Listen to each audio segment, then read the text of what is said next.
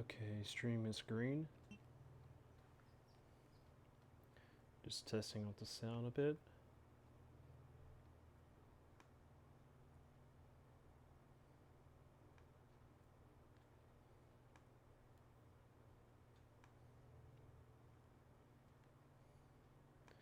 Okay, let me pass this on.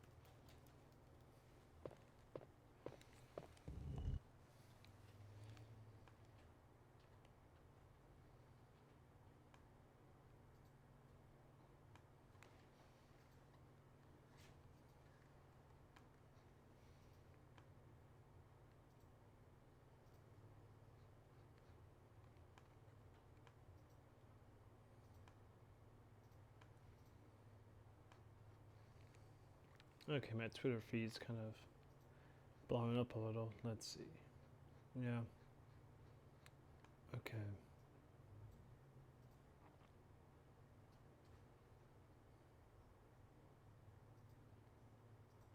Let me check my game catcher window.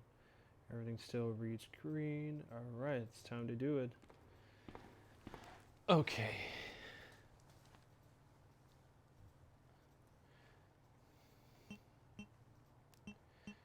Title screen, cue intro.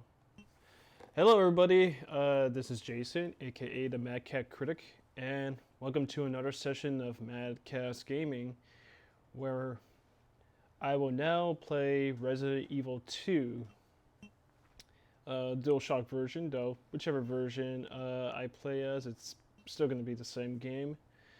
Okay, so let's see. Trying to make sure if this is the right, because you know, there are times where I forget if this is the side where the Clay scenario will be played in or the Leon scenario. But yeah, welcome to another session from MadCat Productions, as we're broadcasting live through my speed run of Resident Evil 2. And I mean, what's there to say about this game that hasn't been said? It's the gold standard of the Resident Evil franchise. Definitely solidified the series in game culture, beloved by fans and gamers, and you know, brought us a lot of horrific memories. Well, I mean, to anybody from '98 who purchased this game, I didn't buy this game off '98. I actually had borrowed this from a friend of mine in 2007, so I got a long ways to go to explain my first introduction to this game. But so this speed run will be Leon A. Now, traditionally, I would usually do Claire A and Leon B, which was like my first run through ever in Resident Evil 2. But we're gonna flip it. We're gonna flip it around with Leon A instead, and Claire B after. Claire B will come in sometime next week, probably the same day on Tuesday. But I'll keep you all posted. But let's just begin the game now. Now we're going to play this on normal, so we're not taking the easy way, as I'm prepared to take this game head on.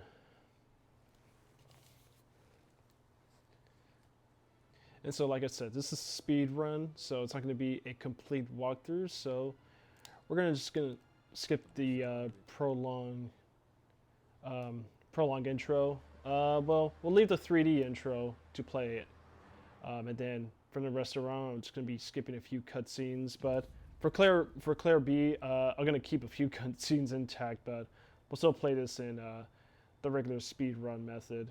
Okay, so this is the intro to Leon's story, and you know, for the time it was made in, this was a big leap from the FMV live-action cutscenes in Resident Evil or Resident Evil Director's Cut. And, well, yeah, well, the character models don't exactly hold up well, but it is a fun fact to know that the people involved in this, especially the cinematics, use actual figurine models for Claire and Leon. That way they could be rendered into 3D animation, which is kind of cool.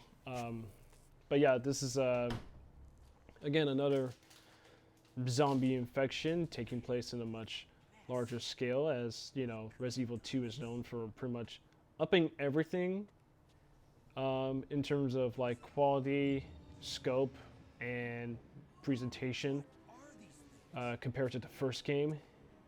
Everything about the game is a huge improvement.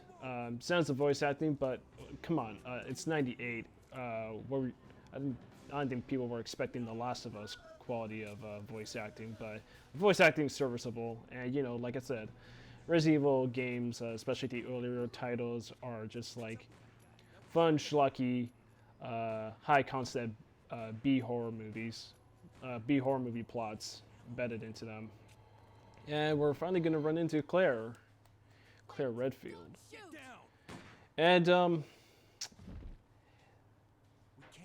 now this was approached differently from the remake, which I would consider one of the best Resident Evil titles and a good revisionist approach to the original game. There's also a lot of things for me to say about the remake. Do I think it's better than the original game? No.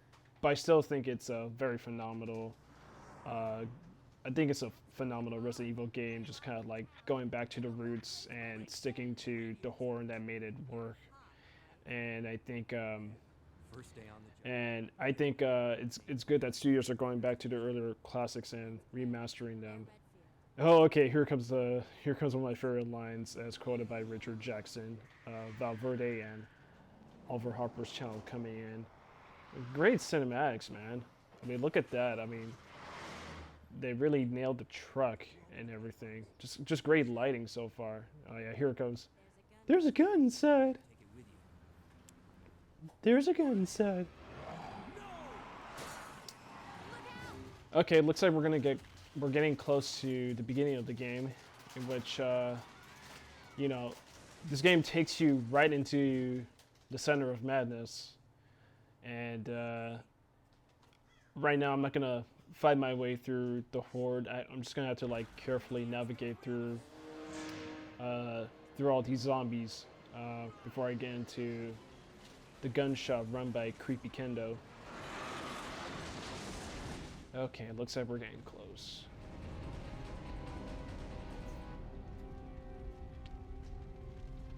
Claire! Leon! I'm okay. Head to the station. I'll meet you there. Okay. All right, here it comes.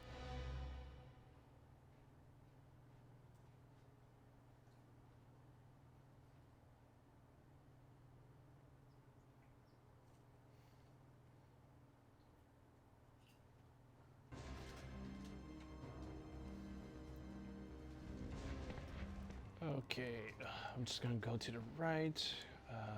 Easy does it. I gotta watch out for this fucker. I gotta let him come to me just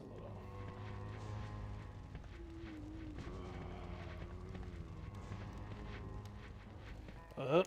Oh. Okay. Move it, you bastard. There we go. Okay, I gotta be careful here. There's more zombies. Get away.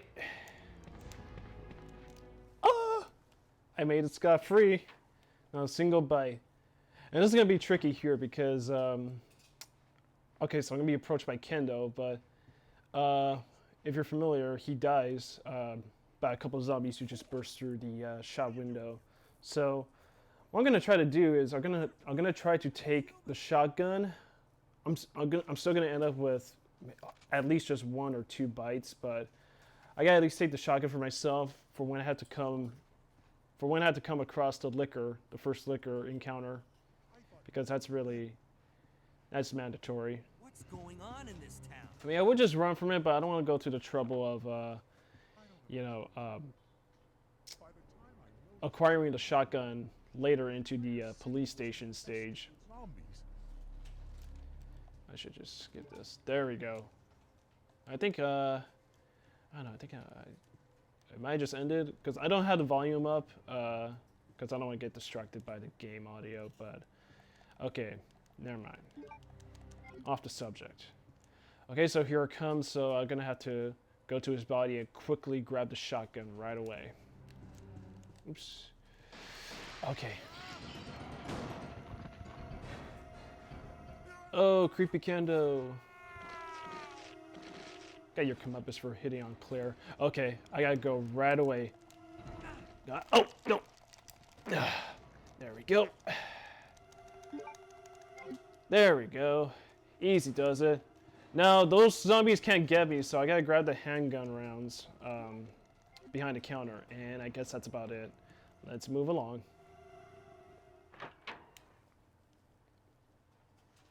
So far, I'm not doing too bad. Okay, so to go back a long time, I commented this in my Director's Cut live stream. My first exposure to Resident Evil was with Resident Evil 3 Nemesis. Now, it was an interesting game. Oh shit, oh shit, oh shit, oh shit. Oh fuck. Oh, turn around, you bugger. That was too close. So yeah, that game, Resident Evil 3, left a horrific impression on me. Exposed, kind of got me hooked into zombie horror, which is something I never really watched. I never really watched a lot of zombie movies, but I guess my first glimpse of zombie horror was with Michael Jackson's Thriller. That music video that's still a phenomenon to be watched to this day. You know, I took it as my, I guess, 9-year-old, 8-year-old self. I took it as pretty much like this very interesting zombie shoot 'em up with very wonky controls, but it turns out the game's not all about, you know, zombie slaying. It's rated M for many reasons, mostly because of the puzzle. Oh shit! Come on, come on, come on! Oh no, no, no, no, no, no, no, no, no! Move, move, move, move, move! Oops. Let's see. Okay, okay, I'm still.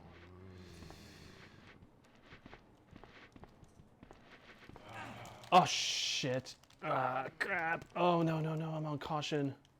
That ain't good. Yeah, so it's not only just about killing zombies. It's rated M for pretty much like the puzzle-solving nature of about these games, where I ended up being stuck on one stage, and I just gave up. I didn't really go any further because I had no idea what to do next. And the games have improved over the years. We had Resident Evil 4, and that was another groundbreaking title of the series. Really put a whole new influence on the gaming industry, and just survival horror games where now Resident Evil began transitioning from that to from survival horror to more third-person perspective shooter. Oh shit, that's gonna be tricky. Ah, fuck, fuck. Okay, okay, okay. Come on, come on, come on. Oh, okay, I made it. I made it. Okay, just one bite. But I don't think it's looking too hot for me. Now, like my previous run through, I didn't use first aid sprays, so I want to keep it at that. I don't want to like cheat my way into a better grading, but I did take some damage, so that might have knocked it down a bit. Hopefully not.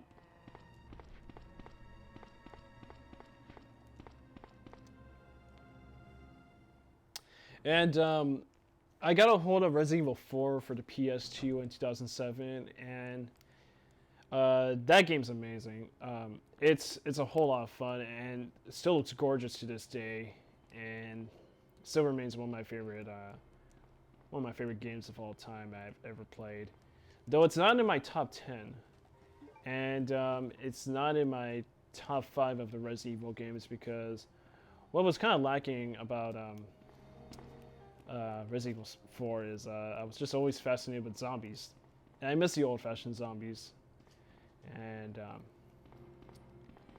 I think it took a while for them to reboot it with the remake of Resident Evil 2, just kind of like bring zombies back to prominence, and they certainly did with the remake.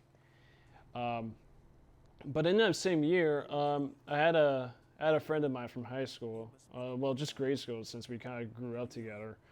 He had a copy of Resident Evil 2, and I wanted to borrow it, so he was kind enough to let me. And boy, that game sure is incredible. This game is. About 2 months ago. Okay, so now we have the only unskippable cutscene, which is meeting Martin Brana, who's dying, of course. And the funny thing is that he's about to turn into a zombie, and we get that he doesn't want any help, so he threatens Leon or Claire, whichever story you prefer, at gunpoint to just leave. But instead of just shooting himself right away with his own gun, you just run into him later where he does turn into a zombie. And so here it's pretty much the expo dump of what happened with Resident Evil 1 and where it leads to now with Resident Evil 2. Now go. And so Resident Evil 2 definitely hooked me into the series a lot more. And I didn't really have Code Veronica or the other games, so all of my knowledge about Resident Evil is based off my Wikipedia time on the fandom wiki, and where I understood a lot more about the universe, the characters, the creatures you fight, and pretty much the games that existed within the franchise. So I finally got the key card, so I just got to unlock both the hall doors, and the door I need to go to would be, what's up, Dragon? Would be the second door that I just cut to, next to Martin's office. All right, hey, Dragon, you do me a favor. How am I sounding so far? Is my audio good? I just want to make sure, because I know my audio is booming, but I need some perspective here. No pun intended.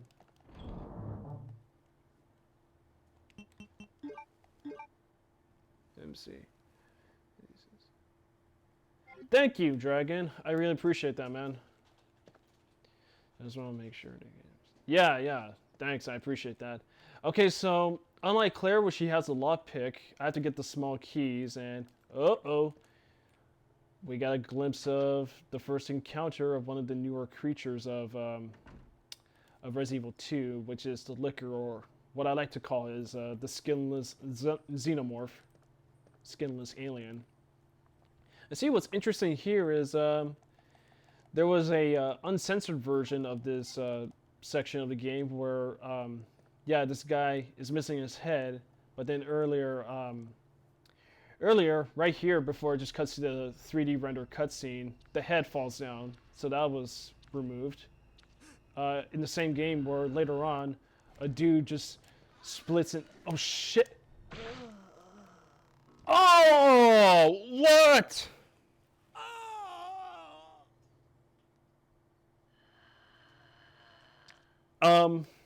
Okay.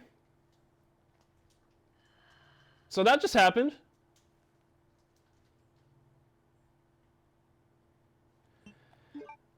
Oh god, dude, this is awkward. This is even worse. I just died right away. This is even worse than my last playthrough, where I was just an hour after I saved in the director's cut. Okay, we'll just do this again. This time with feeling. I apologize for that embarrassment, folks, but I'm not too hurting. Now, Dragon, you must be laughing your ass off right there, because, wow.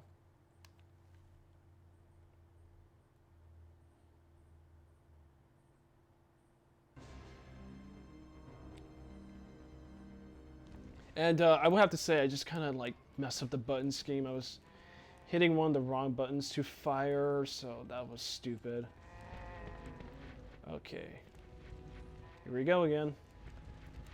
At least now I could improve, because that's what games are mostly all about, right? Trial and error. But yeah, this skinless xenomorph just killed me.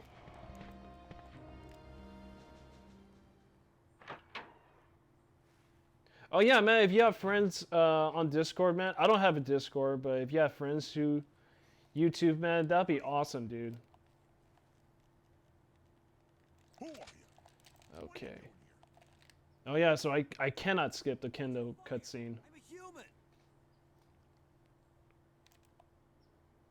human. Hurry up, you fat fuck. Sorry about that. So yeah, man, the Lickers here, new enemy type. Mainly they just attack in very like slick and deadly ways. Whereas in the remake, you don't have to like, you don't have to kill them unless you are pushed, unless you're just like pushed against the wall when you encounter one. But mainly the Lickers can be easy to sneak by since the remake allowed them to just hunt by sound this time. All right, so same shit again. I'm gonna have to grab the gun.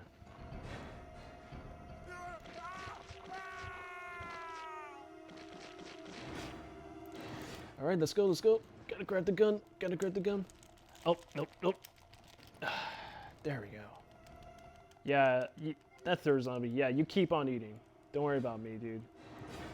You keep on eating your fat pedophile. Your fat white cis male.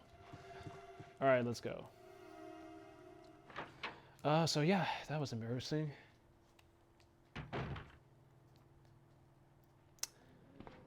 I was doing just playing just out of like boredom without actually saving. I nailed the liquor in that first encounter, so it should rewatch Aliens. Hey, so did I this weekend. Fucking kick-ass movie, man. That movie still fucking kicks ass. Oh yeah, and speaking of which, because the Resident Evil games, the earlier like from I guess from 2 to Code Veronica, because of the high concept B movie approach they take with these stories. The first game had some George A. Romero influence, while the second game and onward definitely took some inspiration from Aliens and the Terminator films. Mainly just, oh shit, no, get away. Mainly just the James Cameron movies where they took a lot of influence, and to their benefit, yeah, it worked because they actually used the influence to, you know, do some story decisions with these new characters that you meet, that you play as in Resident Evil 2 and in Resident Evil 3. Like the big hulking tyrant in the trench coat and Nemesis are like Terminator type bosses, and Claire's relationship with Sherry is essentially Newt and Ripley. And yeah, there is a doomsday clock aspect to it, so it is like Aliens.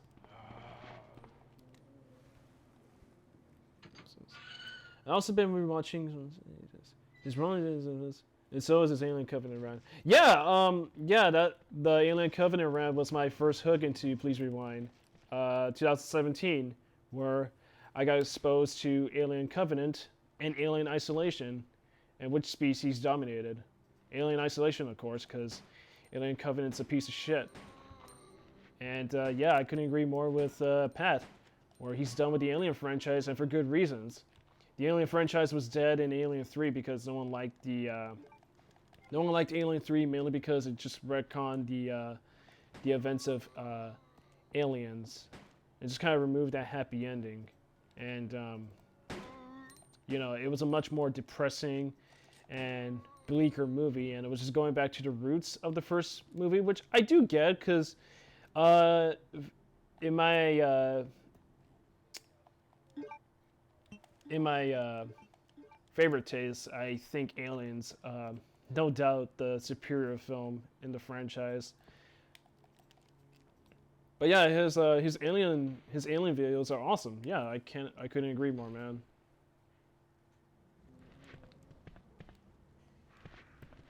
Oh great, now I gotta do this mess again. Oh, this is like the worst part. Oh, oh, ah. The force is dark in you. The force is strong in you. Ah. Alright, there we go. Now I made it. I'm just gonna go underneath. That way I could avoid all those zombies. But yeah, man, there's a lot to talk about in Aliens Dragon. I just gotta hit the Martin cutscene again because I can't skip that. Going to the police station, yada yada yada. And one thing to note about Resident Evil 2 is like the police station is such a vital setting throughout the series, because like, you know, I would compare Resident Evil 2 to The Empire Strikes Back, where Empire solidified, you know, just what a phenomenon Star Wars is, and same with this game, what it means to Resident Evil. And no, that's not where I wanted to go. And like Empire Strikes Back, the police station is full of stories to tell. You could tell so many stories with this game and with the setting of Raccoon City. And say with Empire Strikes Back, how it takes the galaxy and its characters and you know, just Star Wars on the big picture, man. It's just it's a great example of a prime sequel. Who are you? Okay, yeah, dude, like, a lot of things of Aliens still hold up for me. Special effects, of course, you know, using a lot of traditional shit, the live action puppetry, the animatronics for like the exoskeleton cargo suit, the alien queen still looks fantastic. The score, and production design, everything about Aliens is fantastic. Though I would say, like, visually the cinematography is slightly lacking compared to Alien, but it's still not a huge detriment. I think the movie still holds up fantastically well. But one of the things to take away from Aliens is, like, you know, it's such an intense experience that you absorb so much that happens, everything that unfolds with that movie, where they took with Ripley's character and going on this mission with these colonial marines and meeting Newt and running into the aliens and then finding the aliens the second time, and then introducing the alien queen and the nest. There's so much to digest, and it makes it, you know, like Roger Ebert said, it's a intense roller coaster experience, and the horror is still there with Aliens, and I still really enjoy that movie. And James Cameron, you know, say what you want about him, man. Oh shit, I forgot. I gotta unlock these doors. Say what you will about him, about where he's at right now with Hollywood, and, you know, his Avatar sequels and Alita. His movies still fucking hold up, man. The dude is a fucking genius. So I gotta unlock all these doors, and thank God I didn't take too much damage this time, so it'll be easier for me to, take care of the liquor, because that's essential. I want to get out of the way so I don't have to run across it again.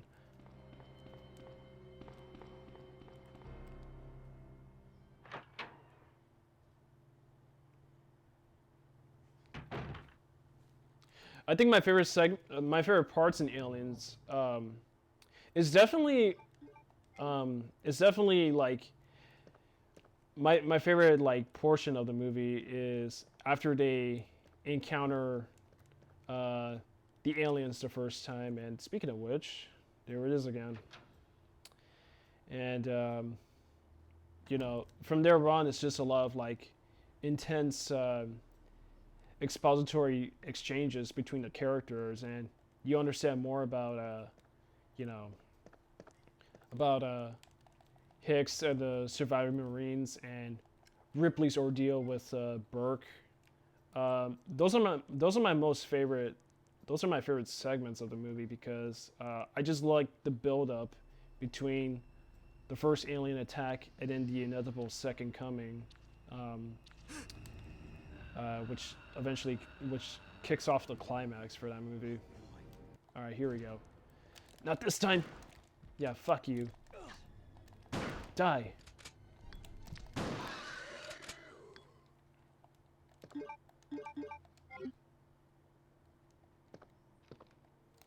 If you notice, I'm hitting like the pause button too many times, mainly because you know, they kind of like change the control schemes a bit with each title, which does get a little annoying because you know, I want to go to the item management screen, and I get mixed up with the pause button because in the director's cut, the pause button was pretty much just the item management, so it's a little confusing.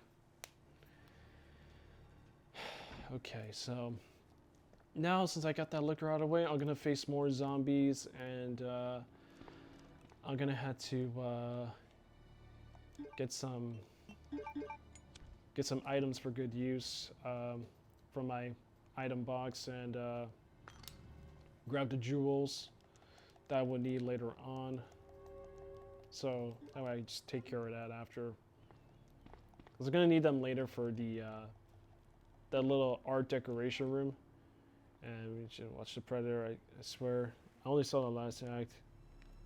No, the Predator's fucking awful, man. I hate the Predator so much. Like, I can't believe the same guy that did The Nice Guys actually made that.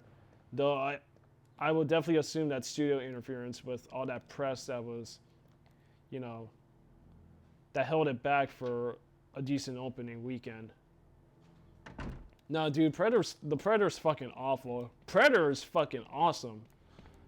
Predator is so fucking awesome. The whole climax with Dutch and the Predator, fucking golden. One of my favorite moments in cinema. No, dude, fuck the Predator. Fuck that movie hard. And it's fucking jokes on autism. Yeah, that's what I want to see in a Predator movie. Like fucking jokes about autism. Fuck.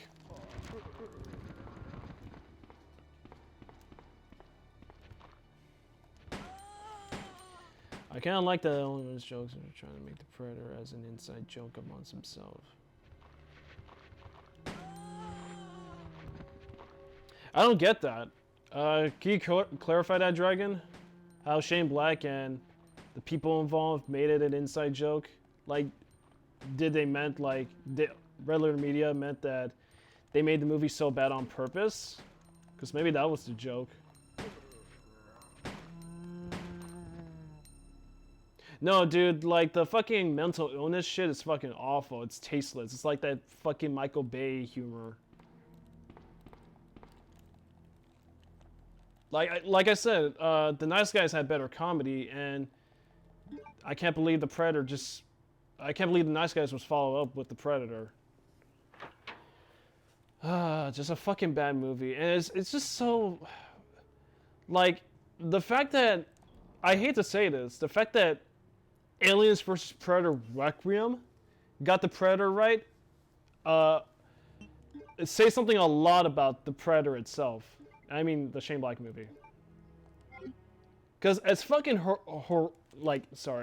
as fucking horrible as Aliens vs. Predator Requiem is, they at least got the Predator cool. They made the Predator look awesome.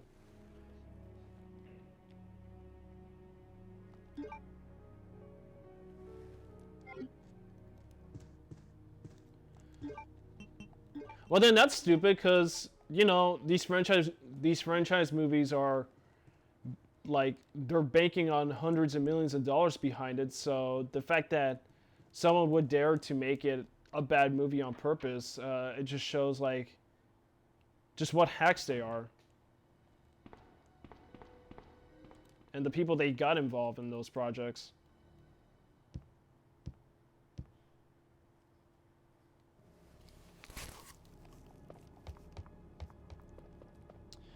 Okay, so I gotta do this puzzle so I can get the second jewel. See where I'm at? Oh yeah, I got my tube herb combo. No, it was a shit show production. Like, as much as I hate Shane Black for actually putting all those jokes about mental illness on screen, I would see him direct a much more competent Predator movie. It's just the studio got involved, and next thing you know, Disney owns them now. I don't think Fox was a good studio. It's a good studio with a good name in film recently. It's like it's like a Fent 4 stick. That whole shtick.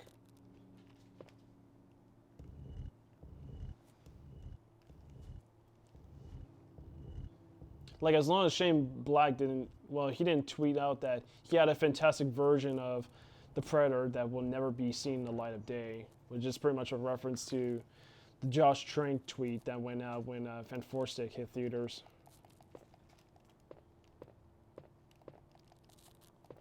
Deadpool's a big name, dude. Of course. Deadpool is recognizable, like, he's iconic at this point with the two films. I like Deadpool 1. Deadpool 2, I'm not a big fan of. I know it's weird you have people like Ralph the Movie Maker. And, yeah, Ralph the Movie Maker gives a high endorsement to Deadpool 2. I disagree all the way. I don't think Deadpool 2 is as good as he thinks he is. It's kind of a mess.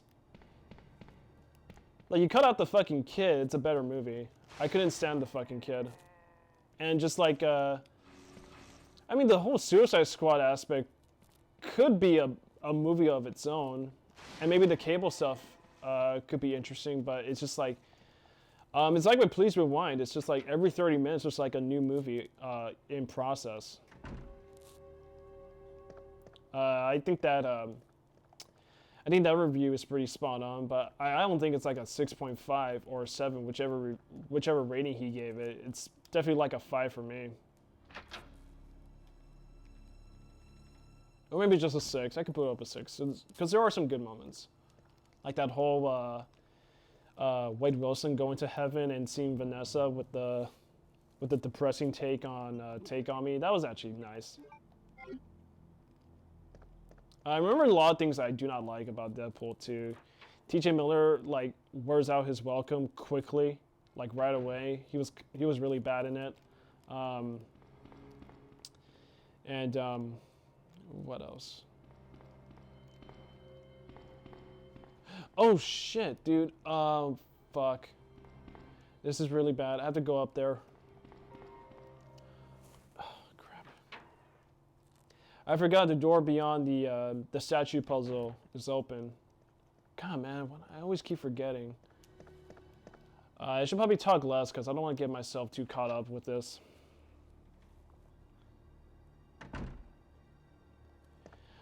A friend once suggested that they have made a Suicide Squad joke as making it seem like part of the movie. In it, actually have movie in a movie, which in actuality, have it as a movie within the movie Deadpool is acting in. I mean, yeah, since it's pretty much referencing Suicide Squad, although this time he does treat it as a joke, because Suicide Squad, the movie itself, is a joke. Like, all these people die right away in this highly dangerous mission. Same what happened with the actual Suicide Squad. Like, do you think Harley Quinn, Deadshot, Boomerang would survive against Enchantress? No. Like, what the fuck are they gonna do? There was a lot of shit I didn't like about Deadpool 2. The jokes aren't that funny. The meta nature of it. I'm over meta humor at this point. And what else? Oh shit.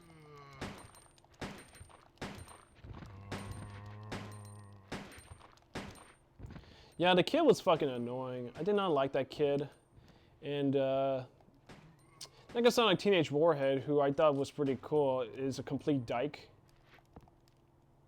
And there was this whole extended joke where Deadpool lost his legs, and he has these baby legs that he's trying to grow out of since they got torn off by Colossus. Holy shit, dude, that was that got old pretty fast. Honestly, it would have been funny if X-Force killed a Juggernaut. Yeah, I would like that because the whole mission just feels like a side tangent. If it would have been Juggernaut, then you know it could have felt shorter. It would have been much more cohesive. Okay, yeah. So I'm in the STARS office, and I gotta grab that unicorn medal because it drops a key when I place it into that statue in the main lobby. And yeah, we have our Leon! cutscene with Claire. Let me see if I could skip Good to this. see you're still among the living. It looks like we're not gonna find your brother here after all. Are you kidding me? You mean I can't skip cutscenes in Resident Evil 2? I thought it was just everything else I could skip. I guess not. Maybe if the scene settles then I could skip it, but otherwise I can't. Let's split up, look for any survivors, and get out of here. Right. One last. Oh yeah, speaking of Deadpool, who the hell would want to own Once Upon a Time in Deadpool, that PG-13 cut of the film? That sounds so retarded to own. And there's the alternate shotgun. Like, that's stupid. Oh, okay, so what's interesting here is I hand Claire the diary, and after that whole cutscene, because she's looking for Chris, she walks over to her desk. A very good animation touch because we're expecting to see Chris with Claire's point of view, but you know, like everybody else, we're disappointed by the reality that Claire doesn't see her brother, at least until Code Veronica. And that's what I like about the first game, because as horribly appalling the voice acting was and the characterization in Resident Evil, the original game, I like the mystery implemented in Resident Evil 2, where you are curious to know what happened with the STARS members. And so the games play off that. You understand Jill when you get to Resident Evil 3, but that's for another stream.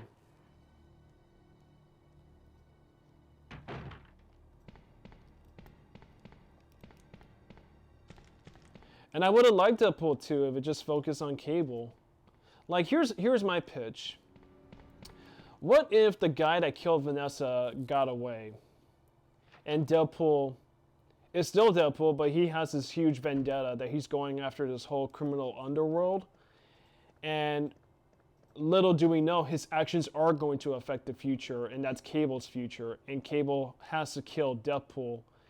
He has to go from the future into the past and hunt down Deadpool before that future comes into circle. Doesn't that sound a lot better than the shit we got with the kid? I mean, that makes it a much more tighter movie. Instead, we just got like a sum of all parts movie, which pretty much sums up Hollywood nowadays. Oh, okay. Yes, yeah, that would make Cable interesting, because then he'd be one of the primary focuses of the movie. If the guy got away and then Deadpool spends the entire movie just looking for this guy, and he's setting up like the whole Suicide Squad team to take down that whole crime organization. And I'm not a comic book guy. I don't read comic books. I never read like any of the comic books for any superhero film that's come out. But it's just like, yeah, it's just like, it'd be better than just like the meta humor shtick comedy that we ended up with Deadpool 2, and that was disappointing. Okay, so I got the key. Now I have to go upstairs and kill off a couple of zombies, and I have to do the library puzzle.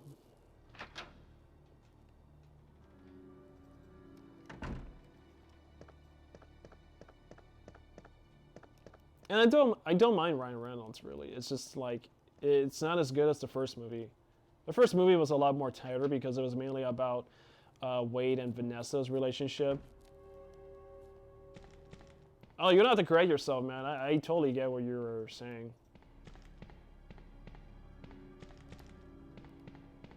Yeah, and that was pretty much like the heart of the movie. And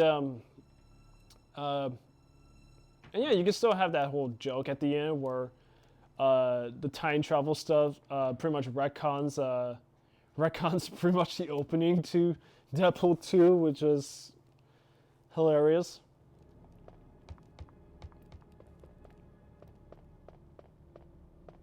Yeah, because the stuff with the kid, dude, I could not buy I could not buy this character and why Deadpool would risk himself to stop this kid from doing from using his powers to kill that minister who runs that who runs that center for mutants, that children's care. The orphanage.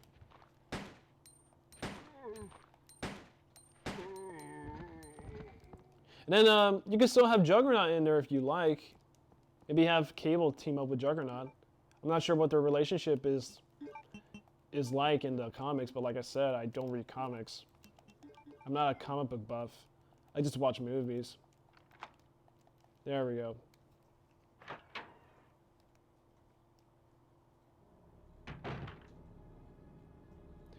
And there are zombies feasting.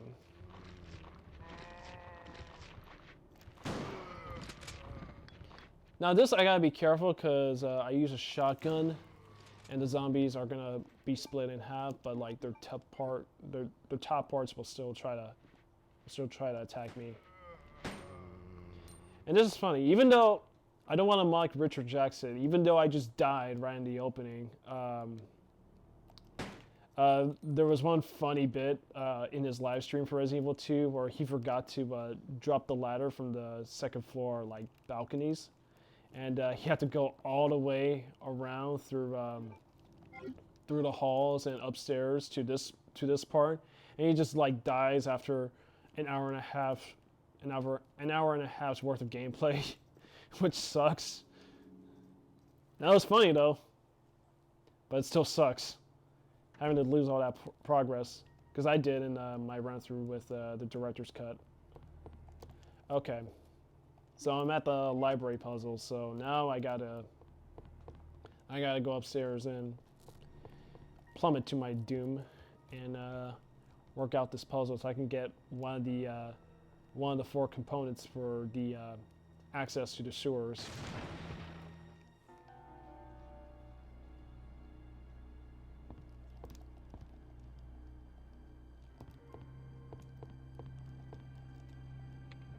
Oh, I saw Godzilla King of the Monsters, and boy, I did not like it. I don't hate it. I know what the aim was for that movie, but holy shit, dude, I did not like the movie.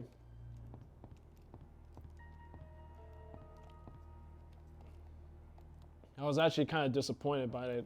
More so than how people were disappointed by Gareth Edwards' film, which is a lot better than King of the Monsters, in my opinion. Yeah, if you can hear me, Dragon, I'm gonna be playing, so you may ask me questions about that movie. Because there's a lot for me to say, I just don't want to get caught up in it. No, the plot's really fucking stupid. Like, the characters don't, well, aside from Ken Watanabe and Sally Hawkins, who were kind of the good enough characters I cared about. And Kyle Chandler to an extent, because he's in the right. Boy, dude, nothing makes any sense throughout that whole game. I mean, nothing makes any sense throughout that whole movie. Yes, the spectacle is there. If you want to see giant monsters being giant monsters, you got it. But you're saddled with a fucking stupid script and very odd, very no, not odd, like very bad story choices made to it. Like, yeah, even though we had Kong Skull Island, I still can't believe we waited 5 years for a sequel. It was too big. It was definitely too big of a movie, and that's the horrible part about movies nowadays is now that we had Infinity War and Endgame out of the way, like a lot of movies are just gonna go so big that they become so fucking stupid.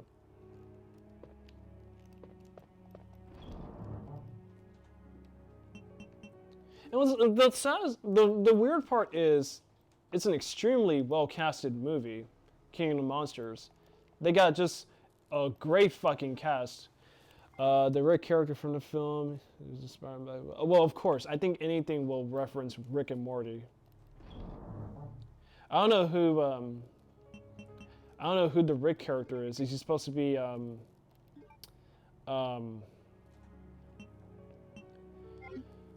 God, I forgot the actor's name. He was probably in some stuff.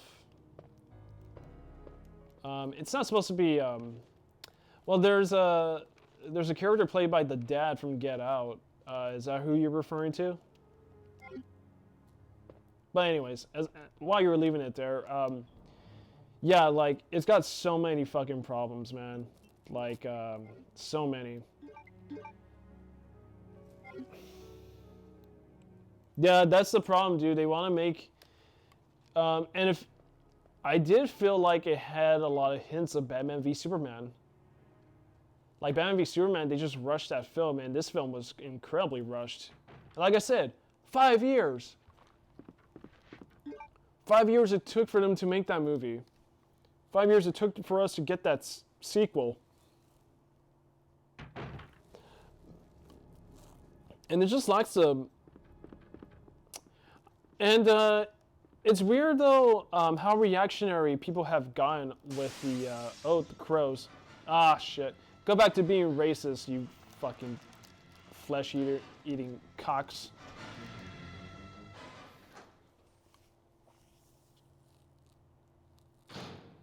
Yeah, there were hints on Batman v Superman where they want to make this like this very not only just the biggest movie ever to exist, but like the most evocative movie.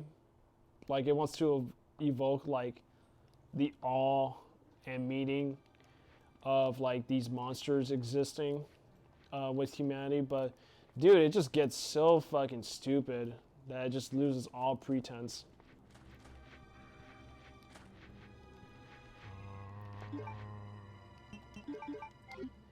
All right, let me get by.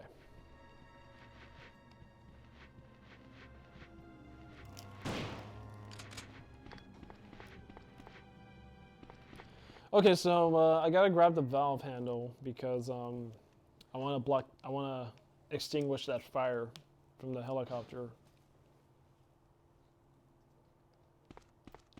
Now, let's see.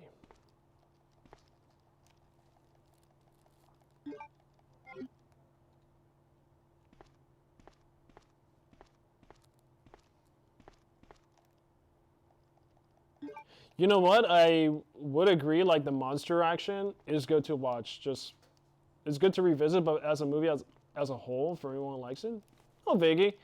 I don't have a problem with people who like it. In fact, I was going to be on the same boat with people who would enjoy this movie. Is that it's a big stupid monster movie, but it's just so stupid that it just like it's not fun to enjoy. And I'm aware of the Godzilla movies. I know they're supposed to be like, when it comes to like the big showdown movies with like Godzilla versus King Ghidorah and Mothra and all that shit. Yeah, they're supposed to be like cheesy monster fight movies, and that's I would base that off with James Rolfe's Godzilla-thon series, where he covers all the Godzilla movies in great detail and with good jokes, of course. And I'm aware of the history of Godzilla, what it means, but you know,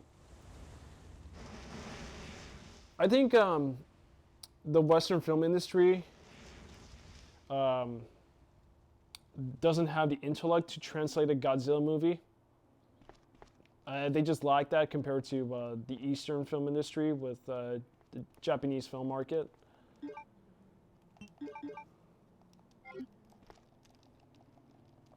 I also think Legendary keeps trying to do these big budget niche make geek movies. And yeah, that's the thing. They got, well, mainly with Warner Bros. Because I guess whatever Disney makes, it'll make $1 billion. But yeah, Legendary had some successes with the Jurassic World movies and the Dark Knight films. That yeah, they go overboard with how they budget their blockbusters, and I think that's a huge detriment to some of their recent movies. Like Warcraft. Warcraft was a film that was too big on everything. And I hate Warcraft. Oh god, don't even remind me of that shit.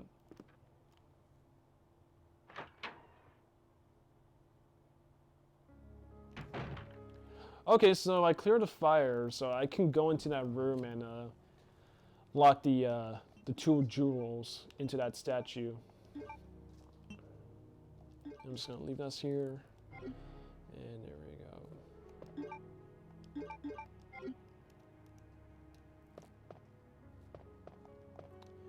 One problem is, I remember that from Pat's channel. He says that, yeah, Godzilla is a force of nature, and pretty much an analog for the Hiroshima bombing and Nagasaki.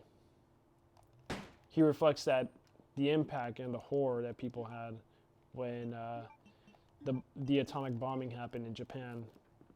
That pretty much like sealed the deal for World War II. Get back.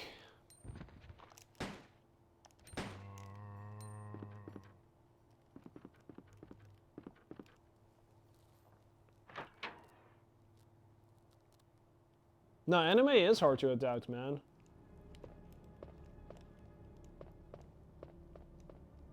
I can't even see a future with Dune. That's an odd science fiction movie that you want to make into a movie.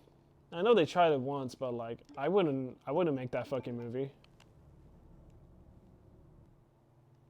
Yeah, Bryan Cranston living in Godzilla 2014 would have made it a better movie, but I still like the movie for what it did. Because at least it wasn't so much shit happening.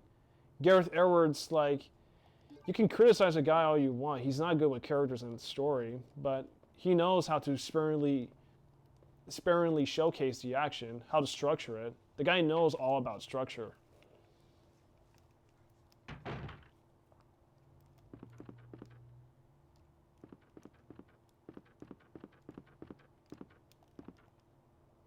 I think what would have really improved with King of the Monsters is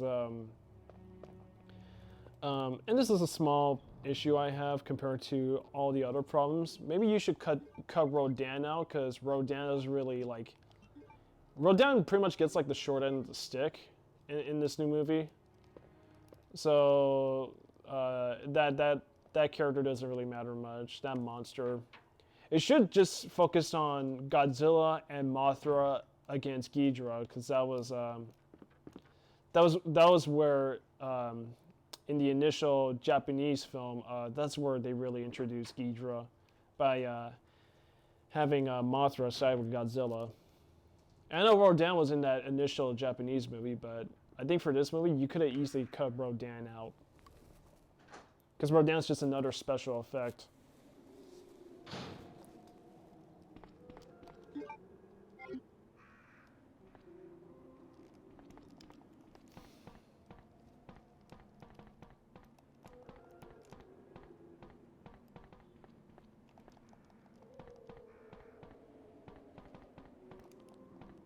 Or, oh, fucking hell, these fucking controls. I could probably do this on a loop. Or, if the whole movie is centered around, since the whole movie is centered around the government trying to shut off that whole Hey, Duke. Never seen your name before, but welcome, man. Glad you could join.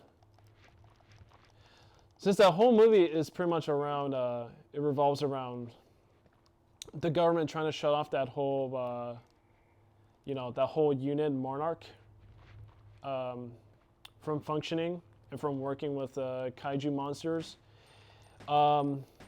They should have played it like this. Godzilla returns, from a mysterious call across the world, and that puts the government on edge about these monsters and prompting them to shut off Monarch. And then meanwhile, you have Mothra, who's waking up as Mothra, in larva form. And so that will also catalyze like the military and the government to mobilize against these monsters, and then you would have the reason why they're waking up is that they are trying to stop Ghidra from waking up. I don't know how they would try to do that, but let's say if Ghidra was still asleep while the two other monsters are waking up. And running amok across the world, but for good reasons. It will probably, I would write out the military's role as they're trying to stop the two monsters from wreaking havoc, like in 2014 Godzilla. But they'd be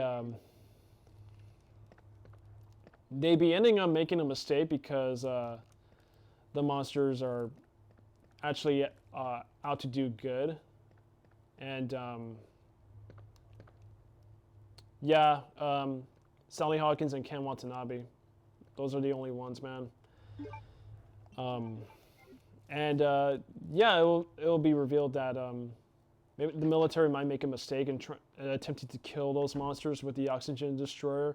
If you want to throw in the oxygen destroyer, that's fine, but just make it make sense in the plot, because the oxygen destroyer in King of the Monsters just feels like a shoehorn piece of fan service. Oh shit. Oh fuck, they're getting close.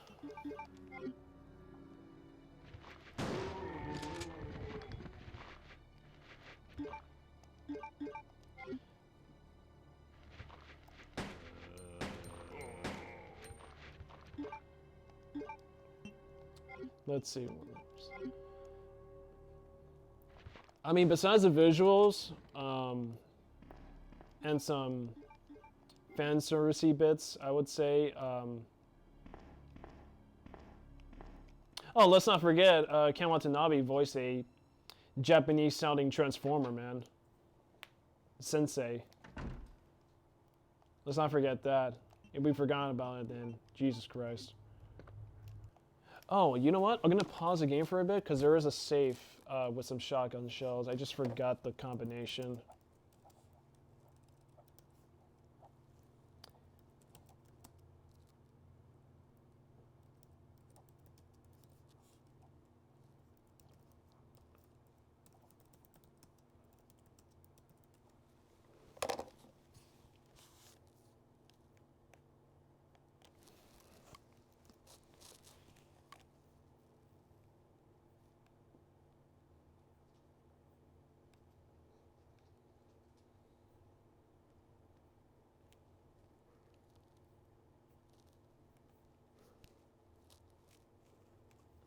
Hold on, guys. This is going to take a sec.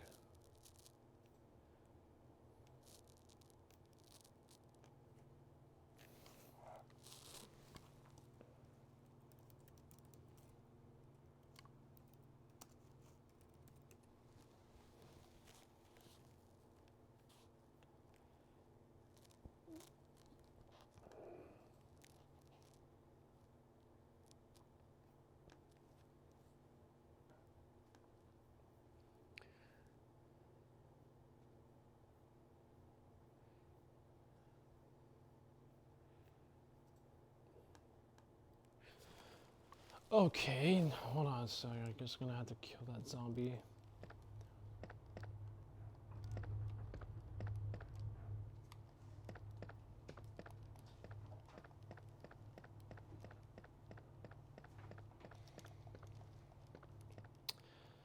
Um, I was really enjoying the movie for like the first 20 minutes of it. And I was enjoying 11 and Vera Farmiga and what the movie was building up to. And tell me when it did that whole fucking reveal with Vera Farmiga's character and her actions that pretty much like made the whole movie happen. I just like, yeah, it felt weird. Like I wasn't really enjoying that. Like the monster shit's okay. Like they actually did a great job with. Yeah, the movie's not that bad. They did not ruin Godzilla. They did not ruin the other monsters. They did a fantastic job with King Ghidorah. Ghidorah is actually really menacing. Yeah, very menacing. And I like what they did with Mothra. It's just I want to have Mothra live for just a little longer. Spoiler.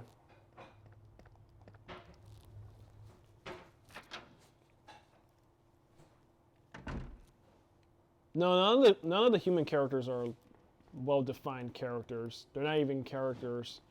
They're ideas of characters, but they're not like. They're very thinly written characters, and that's bad. And I'm so glad what they did with Vera Farmiga's character, and I was afraid of this so much because her actions in that movie like are irredeemable in every way, shape, or form. And I was afraid they were gonna do like some sort of Jurassic World nonsense where the writers and the filmmakers aren't gonna do a thing that's gonna hold the characters accountable for their actions, like fucking Bryce Dallas Howard's in Jurassic World. Like her character doesn't even go to jail after what happens in those movies. And but they didn't. And I was very relieved by it, but that still didn't save the movie for me.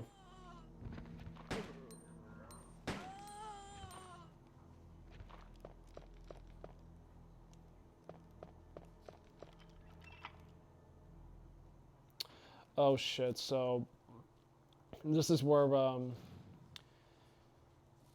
the liquor bursts through from the glass. Because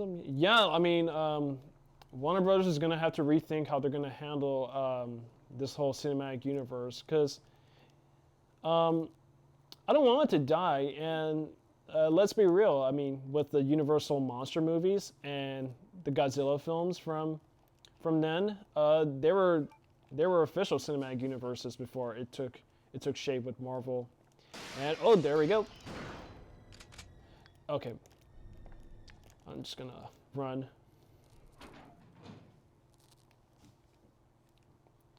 And part of me doesn't want to see it. Part of me doesn't want to see this universe die. I don't want them to stop, because I do see potential in a very good, entertaining series of films what you could do with Godzilla. It's just there's so much stink of Transformers and Batman v Superman that it's hard to enjoy it for those reasons.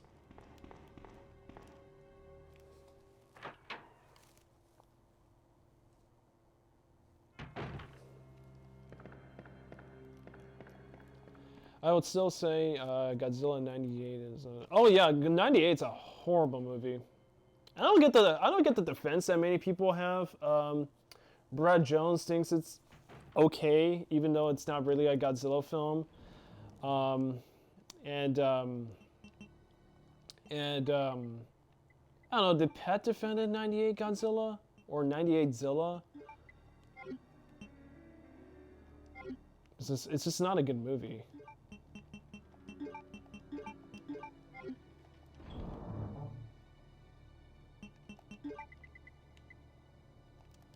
Nah, I'll keep it. Now, you know what? Let me just throw it. I'm kind of in shambles, guys. I was expecting I was expecting this to be a much more smoother run through, but because of how talkative I am, I'm just like, this is throwing me into a loop. I'm not concentrating when I should. No, Godzilla 98 is a horrible movie. Special effects have dated badly. Even in their best shots, they still look pretty bad.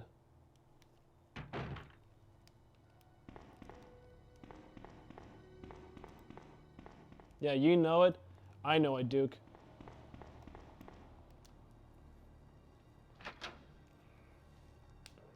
But so far, I did grab most of the keys I need. So let me go back to that interrogation room.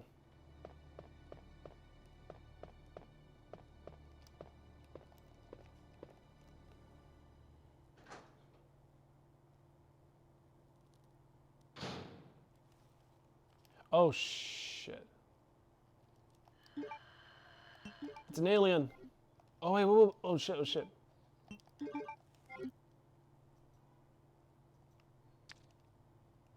I'm gonna surprise it.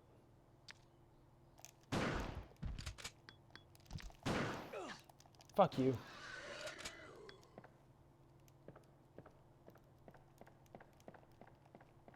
Oh yeah, I do recall them saying that when I saw that review.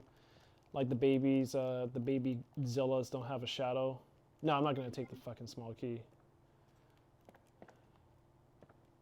If that's all there was, then what a waste of time.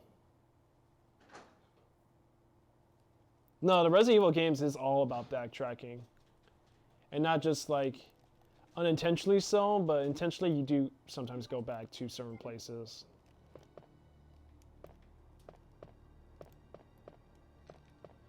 Hey, I just got a notice. Thanks, Duke. Thanks for subscribing, man. I'm gonna keep you posted. You can follow me on Twitter too. I do have a Twitter under the same name.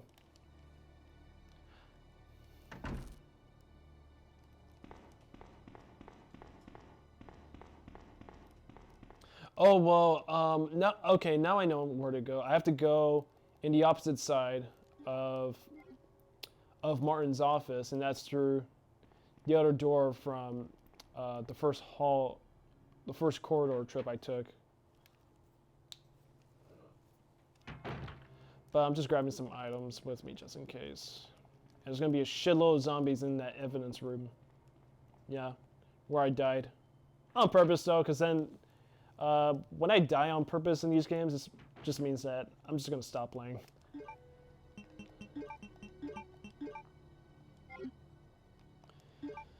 Okay, let's get these.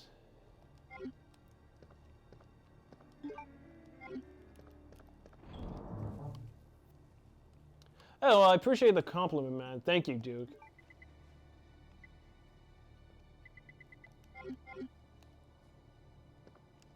Okay, let's go.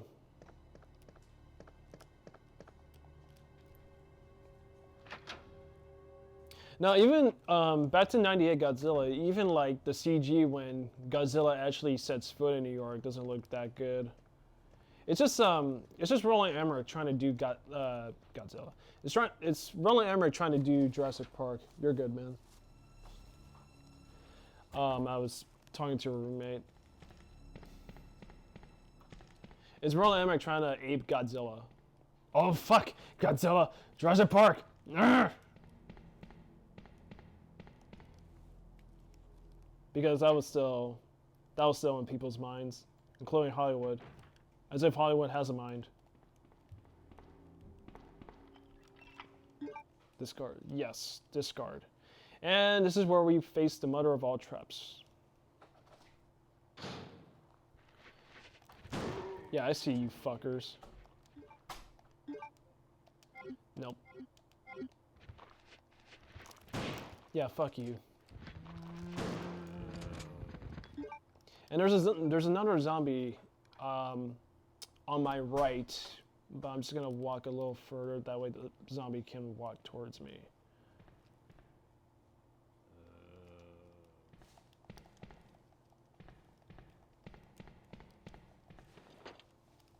Yay, extra shotgun shells. I'm so happy.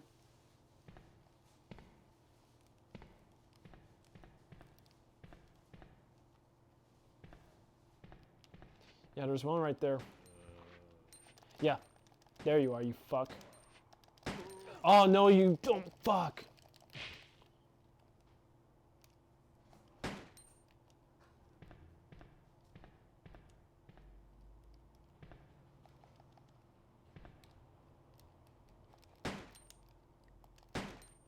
Is he dead?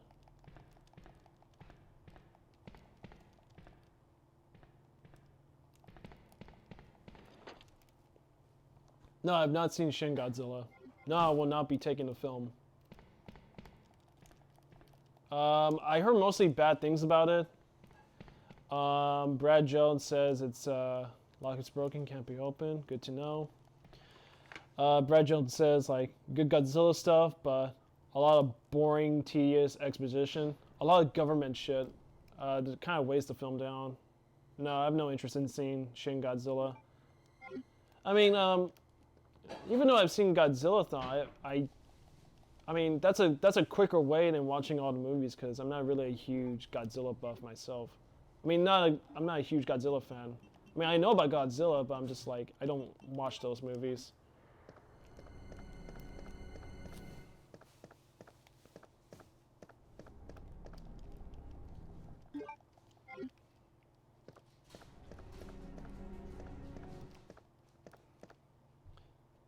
Okay, so this is where I have to be careful with Mr. Martin here.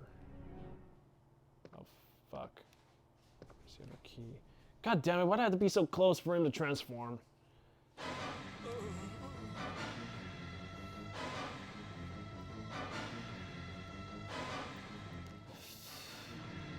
Oh, fuck. Oh, fuck, fuck, no, get off. Oh, I should grab the key. There we go. Oh, fuck, fuck, fuck.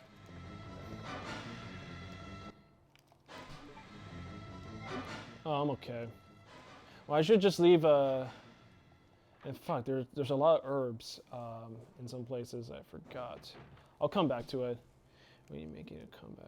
When's Resi making a comeback of Resident Evil 2? Do you think Capcom is already developing? I'm not sure, man. I was very disappointed with Capcom in E3. They didn't really say jack shit. They just announced a couple more games on the Switch. Here's a lesser version of Resident Evil 4 and a batshit version of Resident Evil 5 that you could own on the Switch for $10 more than you paid on their initial consoles. No, dude, I'm not sure what's going on with Capcom. I was very excited to hear more news after Resident Evil 2, the remake, but that didn't happen.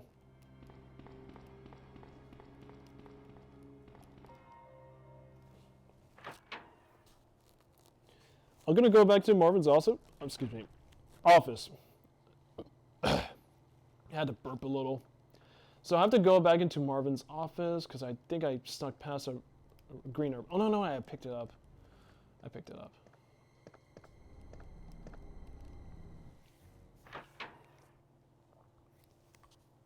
Oh my god, I never finished Resident Evil 7. I remember really enjoying that game. That game is fucking crazy. Okay, so now I'm going to... Well, first off, I'm going to grab some herbs that I could heal myself. And I'm going to use the hard key to go down to the basement section.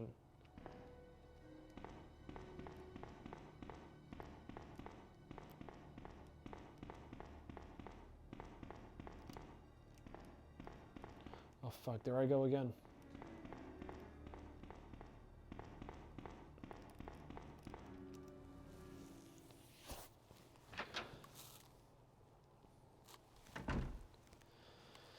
And that's where I meet Ada's Wong.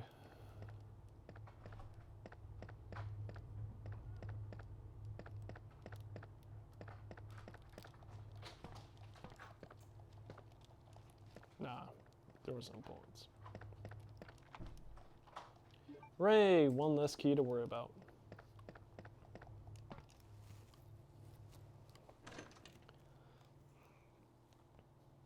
Oh, and I gotta talk about Toy Story 4 soon. I have a live stream to talk about Toy Story 4, and I want to make time to revisit the Toy Story movies. Oh, by the way, I got a job. No, I always had a job, but I got a second job, so now I can make some extra money on the side.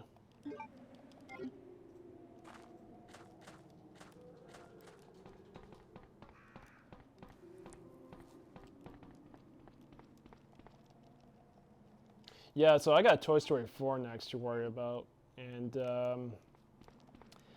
don't know. That's my response to it. Is it's like, I don't know. Because Toy Story 3 ended that story nice and tight with a bow on top. And, you know, for them to make Toy Story 4, it just feels like money whoring at this time. Because I really did not like Incredibles 2. Incredibles 2 is a disappointment. And I didn't see that in the theater. I just wanted to see that on Netflix, and it was just about what I thought it would be. Finding Dory, the first act is awful, but then it picks up a little, and it turned out to be an okay movie, but not really necessary. Monsters University, I do not like. Cars 3, I fucking hate.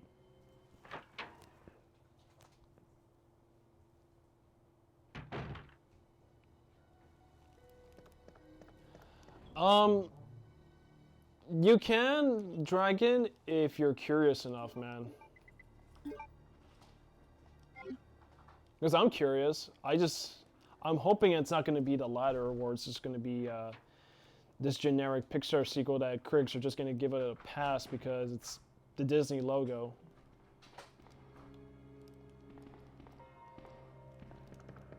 I feel like besides Star Wars, critics and people are in this mentality, this weird flock mentality when it comes to giving appraisal to movies, where they announce it as this great big thing until the next one comes out, Same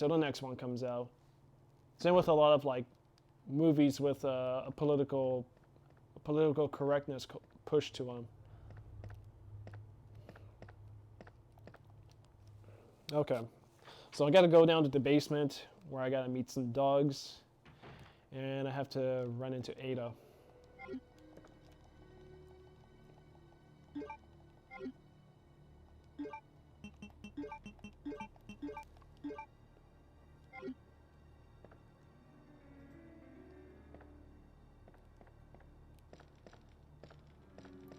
Okay, on my way back, I cannot forget the cord because I gotta cover these windows because I'm gonna make my way back here again. Because if I don't, then all the zombies are gonna flood this hallway, and that's gonna be bad for me. That's gonna be bad for me.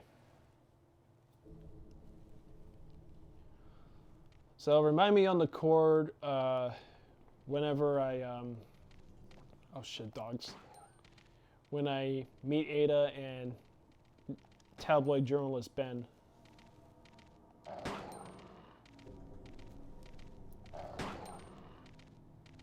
Die, you mutts. There you go.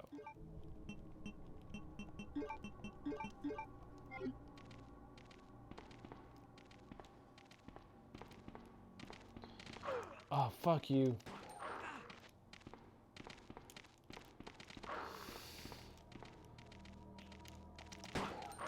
Oh, fuck. Oh, perfect.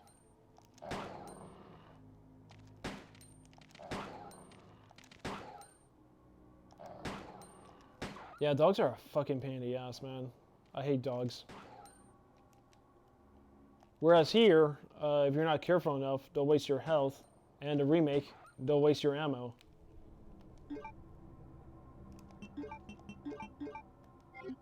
Holy shit, dude, I got no bullets.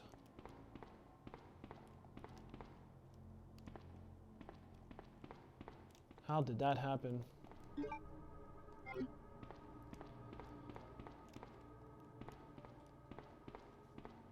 You know what? There's one thing I need to fetch.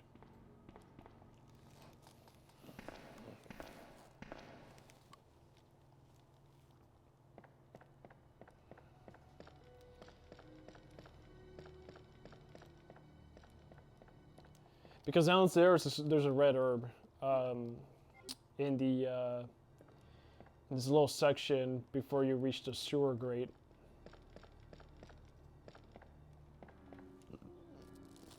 The manhole lid.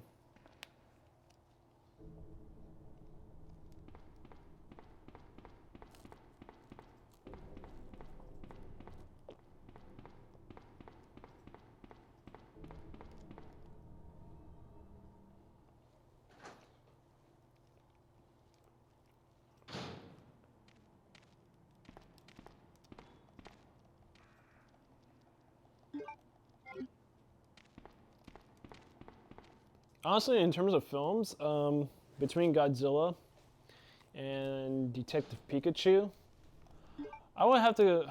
Fuck, dude, that's a. I'm already at a cross.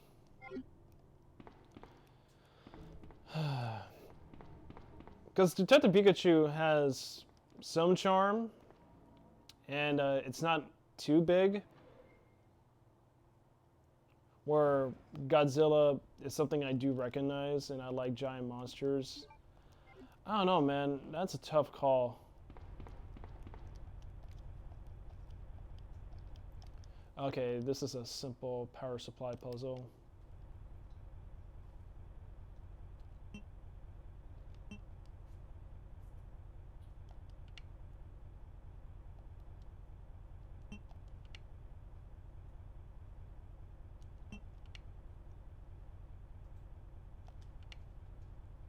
There we go.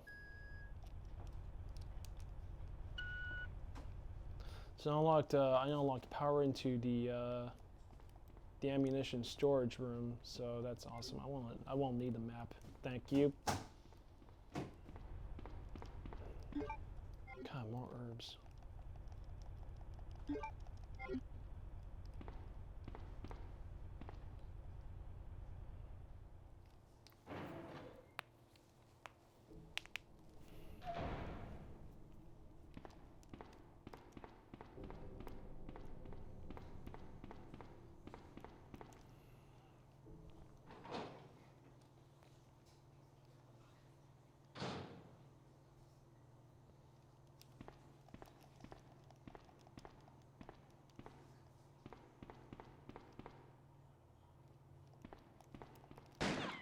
Oh, and who could that be?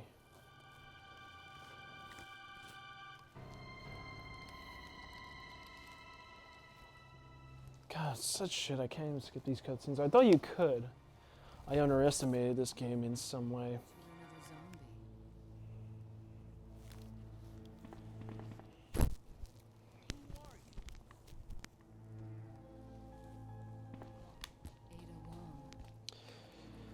So, I have to go through this mess, run into Ben, and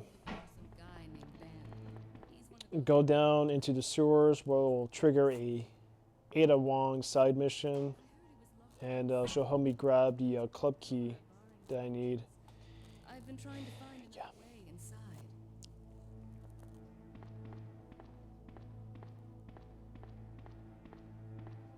If we work together, I guess on my way back, I'm gonna run into more dogs in this parking lot garage.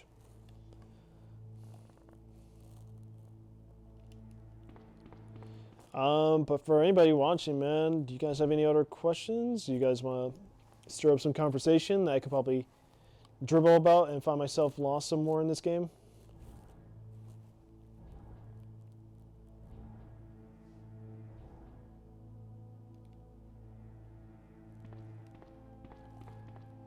Oh yeah, back to the conversation about Pixar where they're at.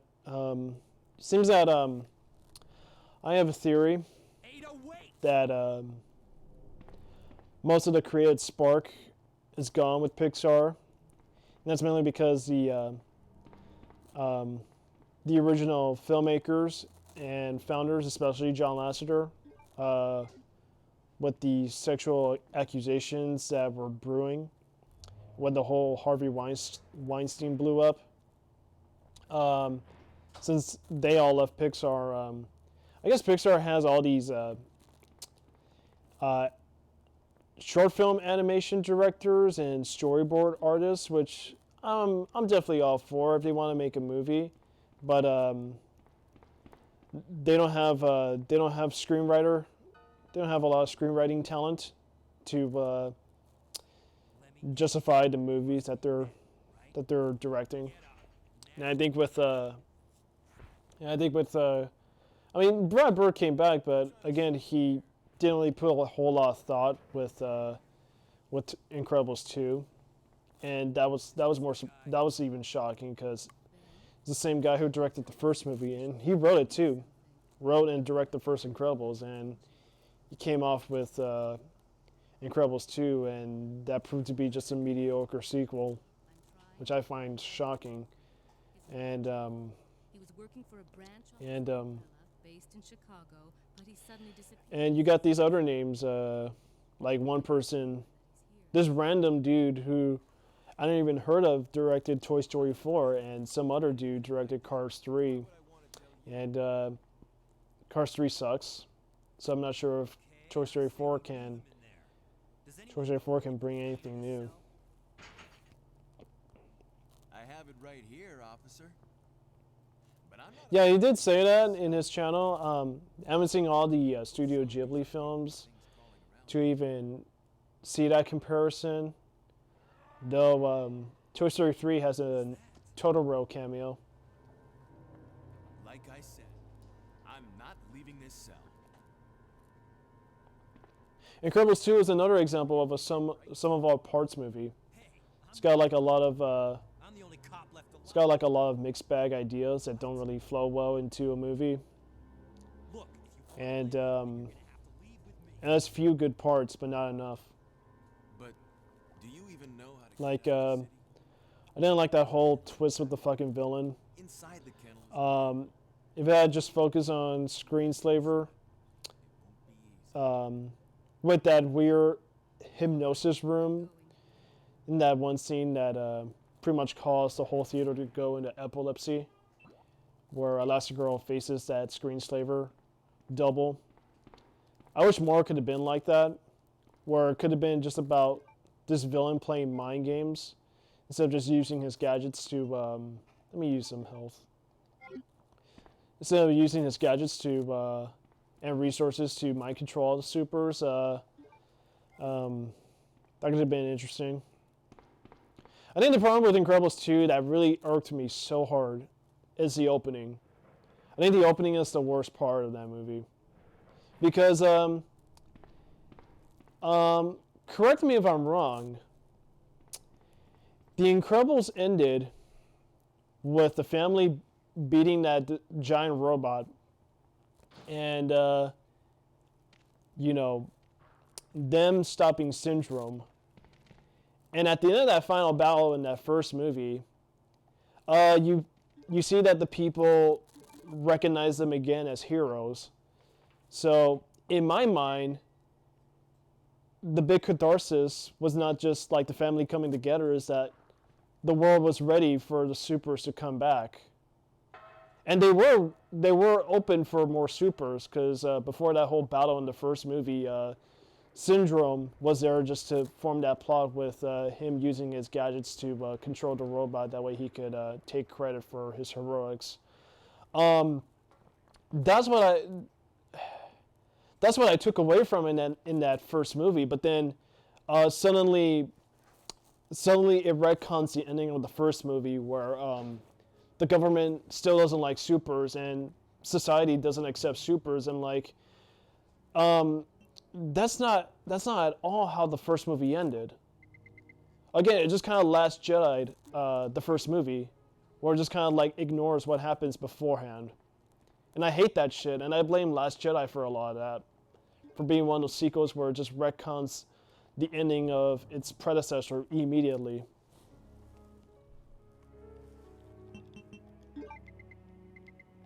And then it just turns into, Elastigirl playing the Mr. Incredible role, and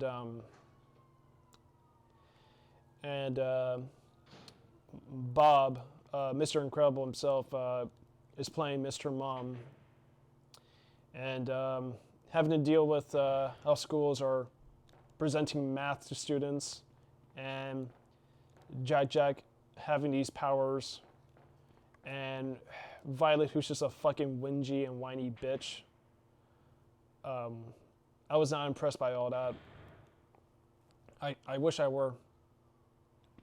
Okay, here we go. So now that this triggers the Ada side mission, so now I gotta play as Ada for a bit and grab the clip key and the shotgun shells I need. I think Last Jedi is more of a symptom of a problem that is starting to show up in Hollywood. Where, yeah, it's just like you have these sequels that retcon their own movies, and this whole gimmick of subversion, where instead of just like telling you a cohesive, logical enough story with good characterization, it gives you the opposite, which is bad storytelling. And yeah, I put a lot of that on Ryan Johnson's shoulders. Excuse me. I need some water. Hey Anthony, I gotta call my roommate out.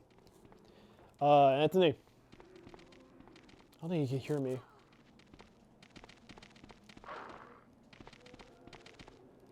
Anthony.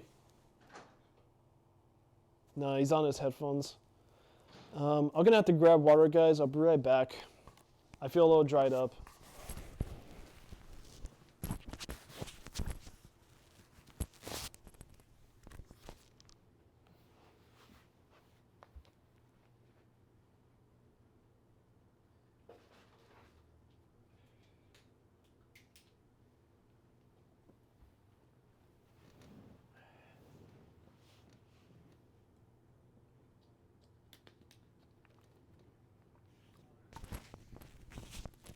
Okay, let me put on my mic back. Yeah, there's this weird fetish with filmmakers in a series of franchise movies who want to make a sequel under their own vision, but like, oh, whoops, I need to turn off that water. Or they want to make a sequel into their own vision, but there's not a communication or collaboration with the filmmakers who were involved with the previous film, so that way there can be a logical connection and careful planning between two movies. And The Last Jedi falls victim to that as a prime example of just a second film where it tries to be its own thing, but then it omits so much from The Force Awakens that it leads to bad character decisions and a lot that we should take into account from the previous movie. No, that was a different time, Dragon. I mean, when Aliens was being made, yeah, James Cameron helmed it, but he liked the character Ripley, and it wasn't just him hailing on the reins. Sigourney Weaver was also involved in the screenwriting process, in the producing stages, and all the way into the acting performance that she loved during the filming of Aliens, and what you see on the big screen, what you see in the final cut. Excuse me, big screen is kind of a cliche to say, and yeah, what you see in the final product. That was a collaborative movie where James Cameron actually worked with the actor who played the main character from the previous movie. There was no collaboration with Ryan Johnson and Mark Hamill. Mark Hamill definitely said no to Ryan Johnson's ideas, but then Ryan Johnson didn't even fucking care.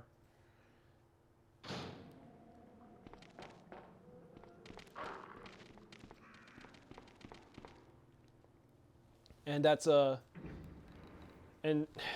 odd disconnect between The Force Awakens and The Last Jedi. And because of The Last Jedi, dude, I remember a couple years ago when The Last Jedi was coming out, I was really excited. And I watched The Force Awakens countless times, even though in hindsight it is a very flawed movie.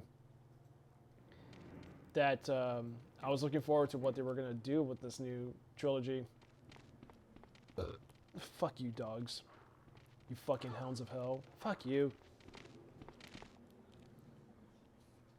And once The Last Jedi hit theaters, I thought I was convinced I saw a good movie until I saw Pat's review, and I didn't disagree with him. I was definitely enjoying his review on The Last Jedi, while I still liked it at the time. Find anything.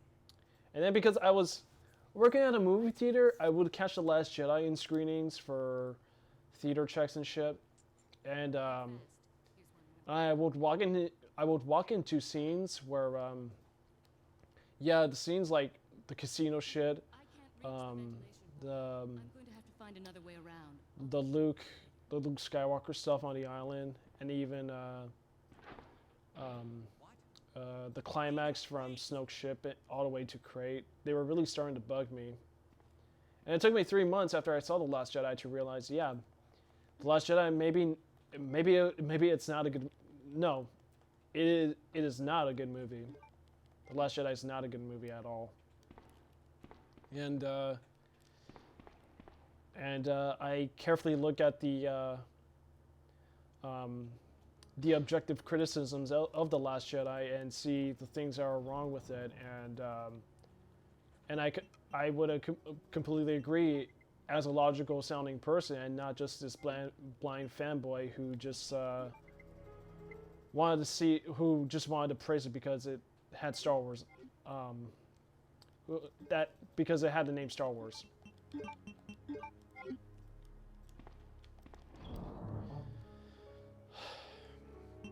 And where we're at now is just like, I don't really care about Star Wars as well. I think Star Wars has beaten me. And Disney has done it pretty well so far. And all the things that people were warning about when Disney bought out Star Wars and Lucasfilm has come true. It has come to fruition. And it's sad.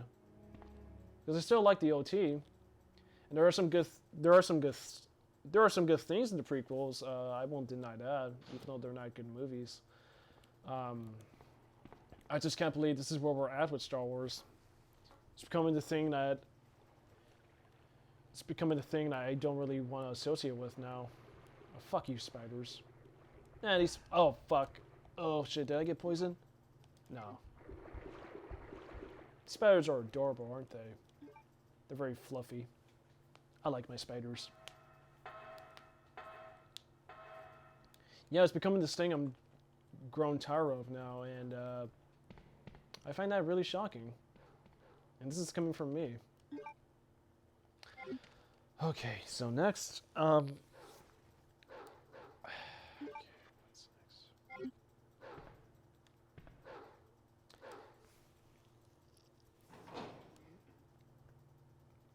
No, more power to them.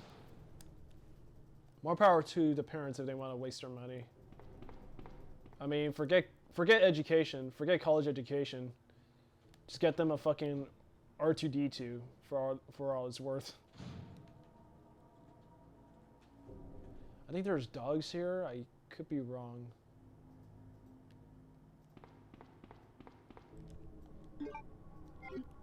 Oh, there was some health over here. Let me grab that.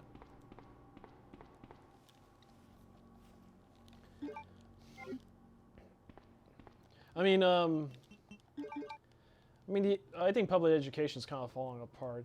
Did you hear about and this is the school I went to. UC Irvine is promoting a Disneyland school where students who enroll in that class can a Disneyland course where students who enroll in that class can just go to Disneyland during their school days. Like, suck my fucking cock, man. Fuck you, UC Irvine. You're a waste of time. No, that is true, man. They are offering a Disneyland course where students can go to Disneyland. It's University of California.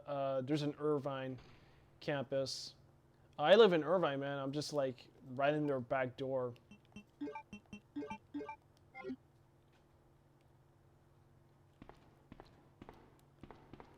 So I guess we can give students like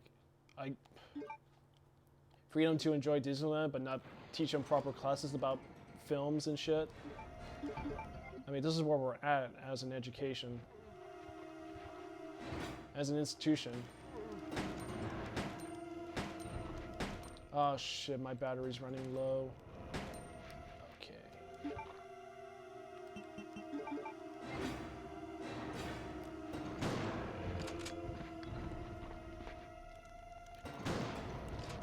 Uh-oh, I should get away from him.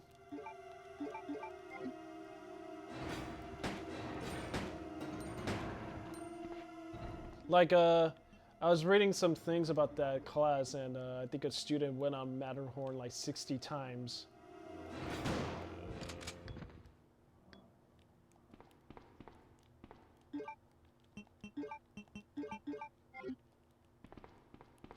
I still wouldn't go to Disneyland for any reason. Not even for Star Wars, man. Because I don't think that Star Wars venue doesn't even look that great.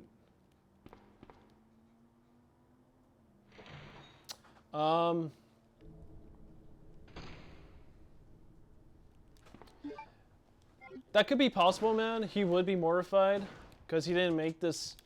He didn't form the enterprise for the sole purpose of making money. He wanted to. I could quote Walt Disney himself. He definitely formed Disney so he could make cartoons and animated films to entertain the children and all of us. And I think now with Disney, I mean, I still find it crazy that Disney now owns Star Wars and Marvel. And it still baffles me to this day.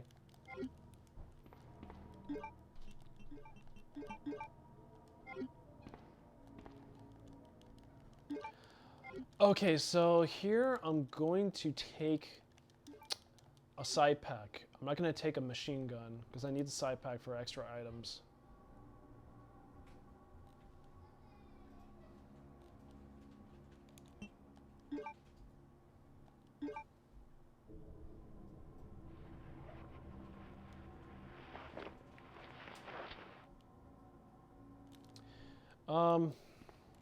Only for employees, but not for theme park attendants.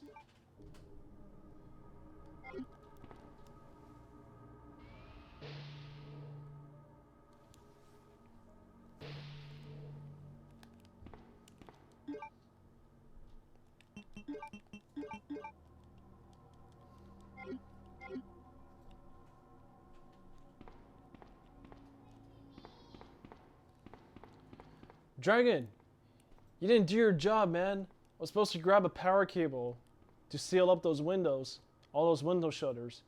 You didn't do your part, man. What's wrong with you?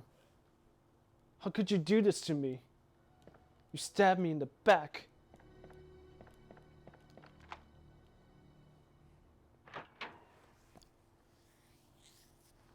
You're tearing me apart, Dragon.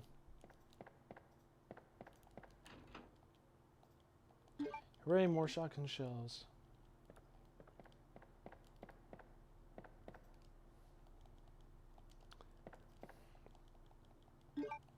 Sweet. I got me an awesome Magnum.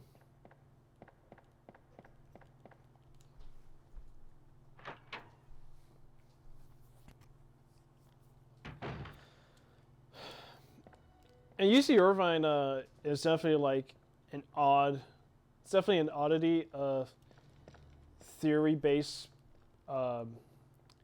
studies. Actually, considering the amount of time I put into that school, I wouldn't recommend anyone who's applying for. Well, there are specific programs I would recommend that are stronger than their film program for anybody. Like they got their own business school, their medical school, biological sciences. They even have a video game division. But in terms of film school, no, I wouldn't recommend film school for anybody. The first year was great. The rest sucked.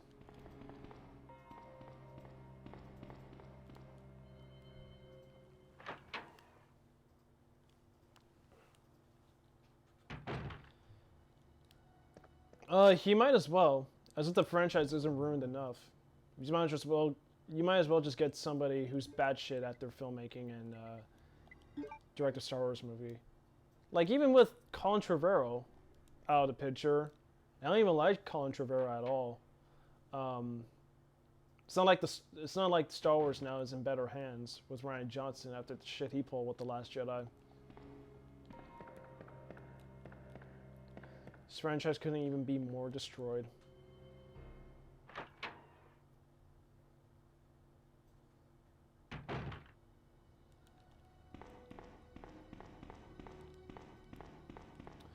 Oh, I think I'm supposed to. Oh, shit! I always get this fucking hallway mixed up. Oh, I think now I'm supposed to go into the chief's office, where the helicopter crash is blocking. And I think Claire at this time probably like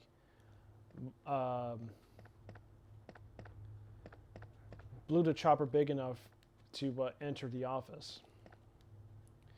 Is the Rian Johnson trilogy happening? The Rian Johnson trilogy is in limbo. The D&D trilogy is definitely happening.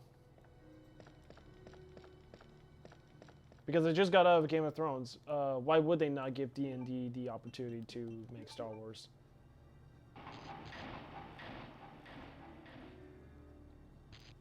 Everything about The Last Jedi is doubled down from what people didn't like about The Force Awakens. And you know what's funny though? What Rian Johnson did to Luke Skywalker is pretty much Zack Snyder, what he did to Superman. He took that character so far away from how we associated with Luke Skywalker that he's no longer the character. Same way with Superman. In Man of Steel and Dawn of Justice, Batman v Superman, excuse me.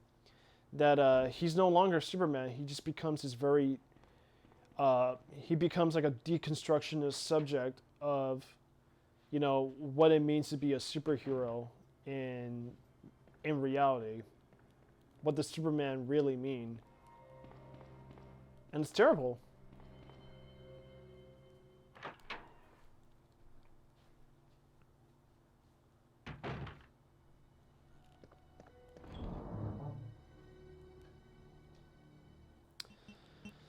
Okay, so I'm gonna have to be careful here because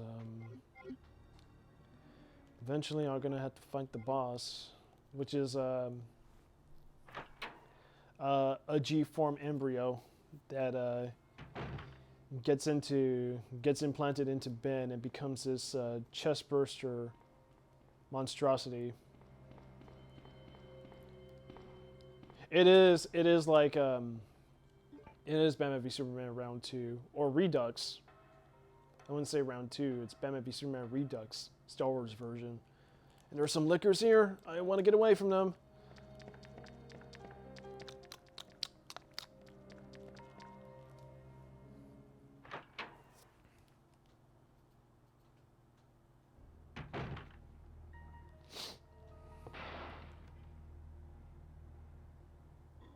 And there we go. So with the shutters in the other hallway closed up, the zombies can't get in. But in the opposite side, they're finally in. But I won't go to that. I won't go down that route. Thank you.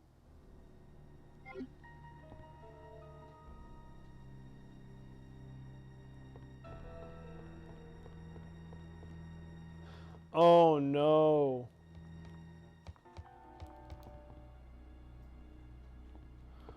Oh no.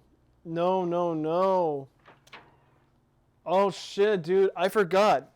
I gotta grab the fucking crank. I gotta sink past this fucker again. Oh no, no, no, no.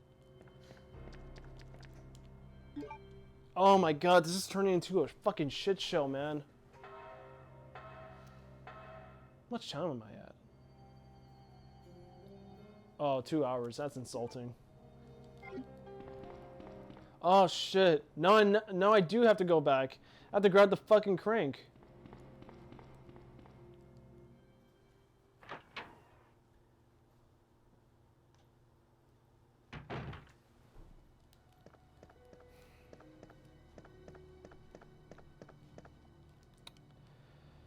Oh shit, dude. I am not Richard Jackson.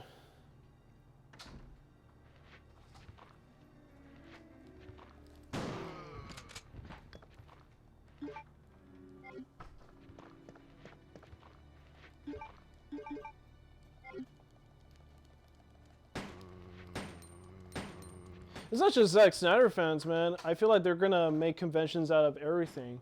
Like, I feel like this cult celebration of Star Wars is gonna affect Jurassic Park because there's this weird fanboy following with the Jurassic Park series, especially the Jurassic World films. That's been going off on social media a lot, and I'm afraid like it's gonna be like this weird collective mass of fanboys who are gonna there we go, who are going to promote like Jurassic Park conventions and shit, and I feel like someone's gonna make a Jurassic Park convention for all the fanboys to assemble in droves.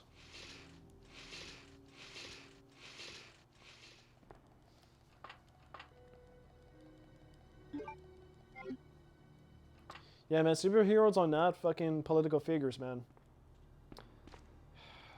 Zack Snyder's an idiot.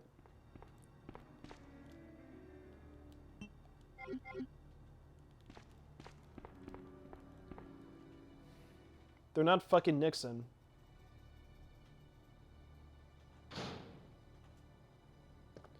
Yeah, I'm not gonna go that way.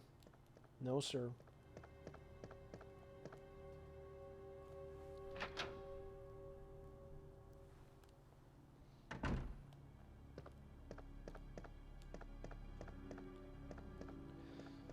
So this has already proven to be a very disastrous session.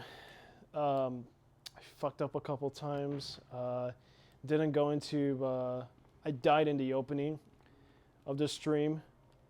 I didn't go into the rooms I needed to go before shit started to happen, and I'm losing track of what I need to do.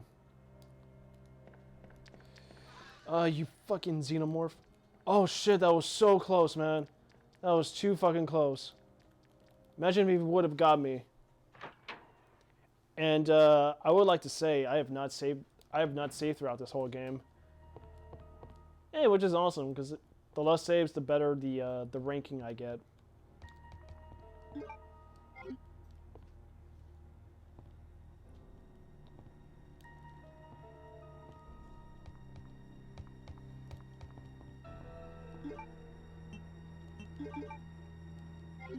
Oh, fuck, dude. Now I need to grab the cog.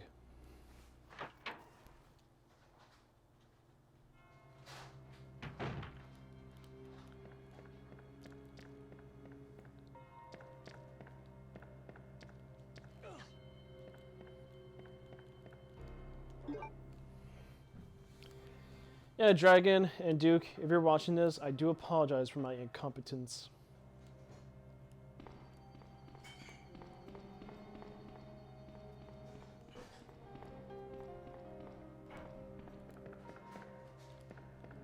I feel like I'm on short-term memory loss. Like, I feel like I did one thing, but I always keep forgetting the one thing I need to do next. Alright.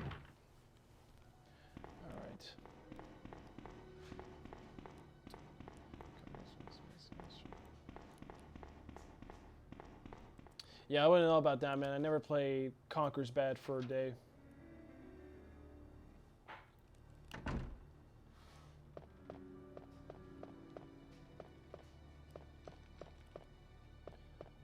I mean, we should talk about the remake. Do you guys want to talk about the remake?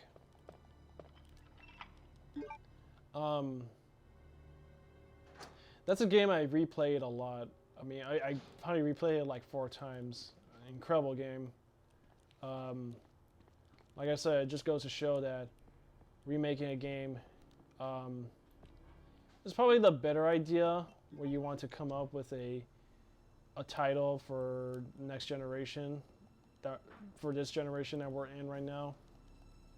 Because I would say the 8th generation of gaming has been pretty disappointing. You know, we got to worry about the PlayStation 5 and the Xbox 2. coming out in a few years, and I really have no idea what they're gonna pull off next. So to the remake, fantastically presented game, like one of the spookiest and most atmospheric survival horror games in recent memory. And I played mostly as Claire because the characterizations that they did for the characters here in the original game are top notch. They actually improved so much out of the original game. And especially for Claire, like the actress they got, she's fantastic. And they do a good job of adding a lot of pathos to these characters, and some feels. And they made zombies really fucking scary, man.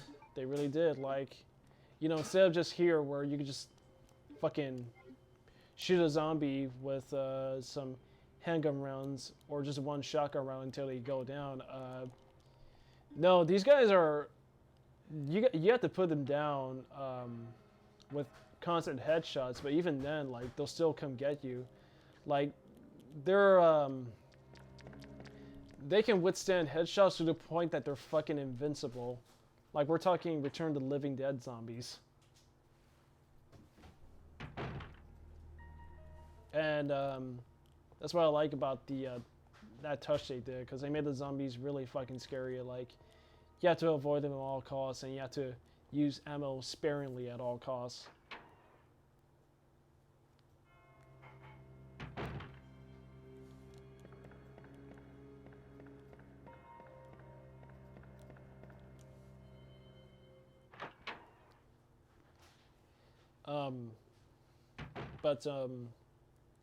And it's a rather difficult game too.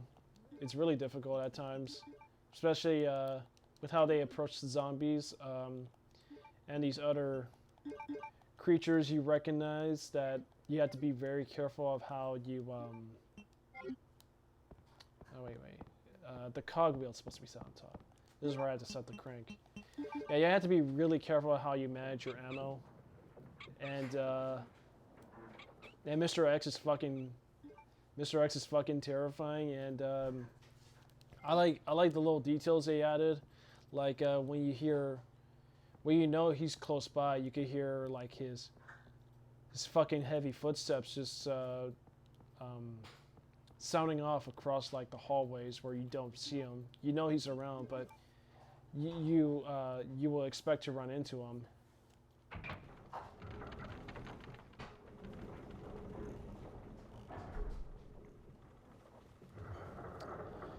And you know, they did a good job. Capcom did a good job. The team they got, though I do have some criticisms with that. I'm very disappointed that they omitted the original score to Resident Evil 2. And okay, here we go. We're gonna get our chest burster moment soon, where William Birkin comes in, and there's just a lot of eyeballs.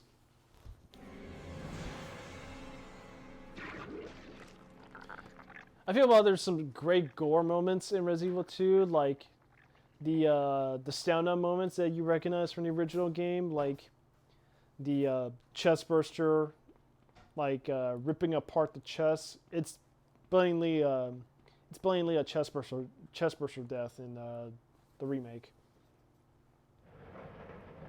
And oh yeah, I do remember Ben gets like a really bad short end with the remake. Like, he only appears in one scene, and then he gets his head crushed right away from Mr. X. Answer. Damn. I don't believe this. I almost got the story. Bad. Okay, so now I have to go through the first boss of the game, which is G, the G monster.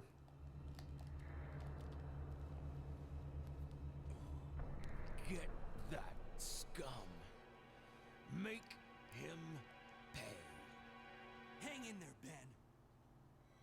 And this is a weird edit. He's like on the floor on his ass, and then the next cut he's already like standing up. That's a weird fucking edit. What's wrong? And here it comes. Awesome. Don't just stand there and fucking shoot at Leon. You are a cop. God, what was that? Okay, I don't want to read. Reading's for pussies. Where are you going, Ada? To the chemical plant. I have a feeling that we're all fine. Ada, wait. Hey! Do you read me, Claire? We now have access to the back of the parking lot. Got it. I'm getting out of here and heading to the sewer. Can you meet me there? I'm on my way.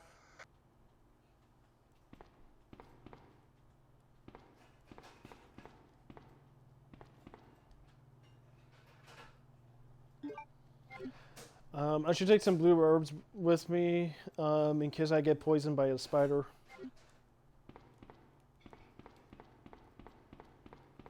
I would go upstairs for the... Oh, fuck. I forgot about Chief's office. I don't think I need to worry about that.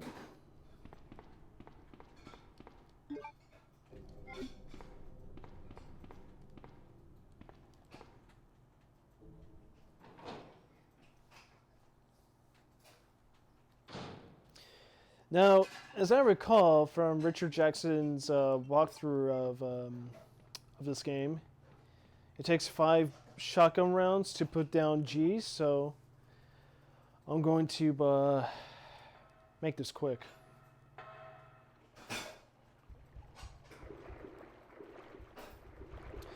I've been listening to a lot of old commentary tracks when Oliver Harper used to do them with Richard Jackson and Duncan Casey, but since they're no longer working together and in their own separate channels, it kind of bones me out in a way, but I still enjoy listening to their content when they were working together.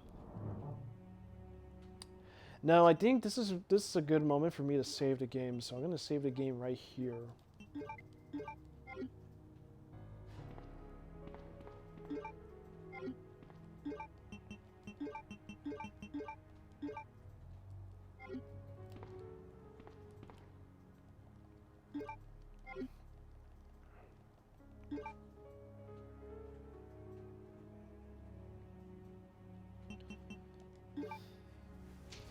Let me just put this on a empty slot. So there, that's our first save of this whole speed run.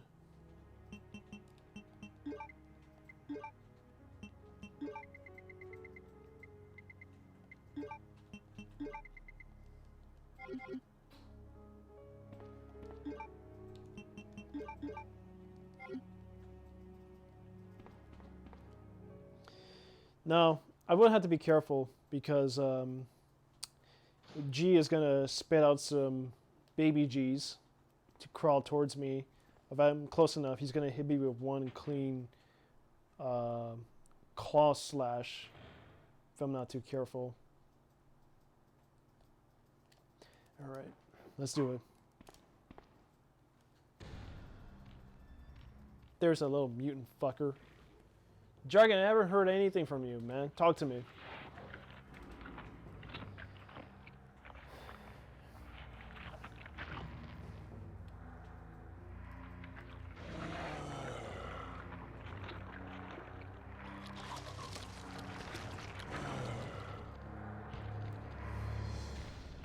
Oh, fuck. Oh, that was stupid.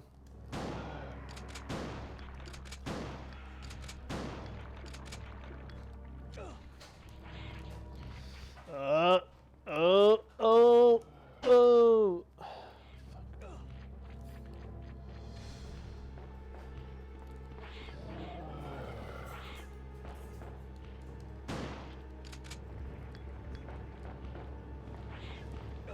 Oh, see? That was pretty easy. I can't get these stupid G's off.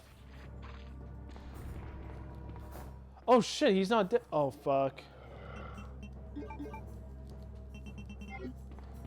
Yeah, look at him.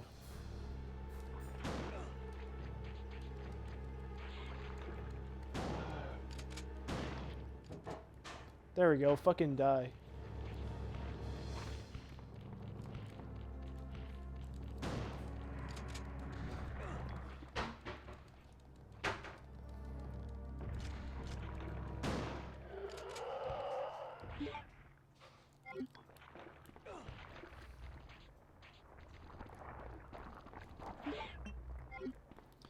Well, that took a lot more punishment than necessary.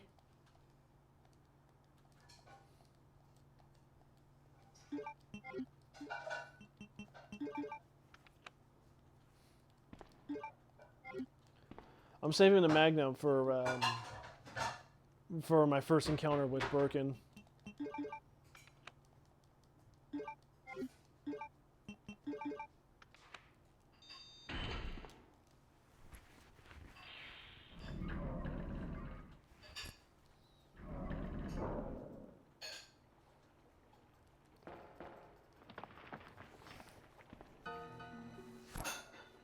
Ada! So now we're gonna go into the sewer section, which in comparison to the remake, it's a fucking walk in the park compared to the remake. I cannot stand the sewer section Those zombies are everywhere. Not to mention because the fucking instead of just one G you fight in this game, you fight multiple G's in the remake, and they're just like nothing but as an bullet sponge. my job to look out for you. But we're not going to get through this alive if we don't work together. Okay? All right. We'll do this your way for now.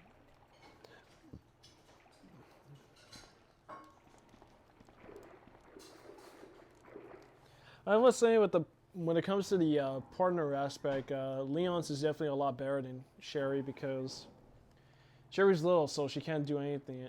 Of course, because she's a child, and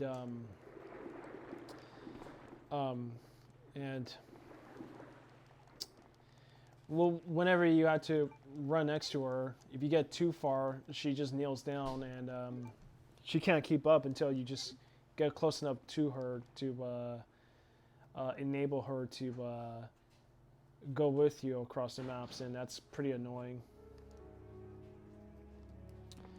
Alright, so I'm in the storage facilities. More handgun rounds, thank you.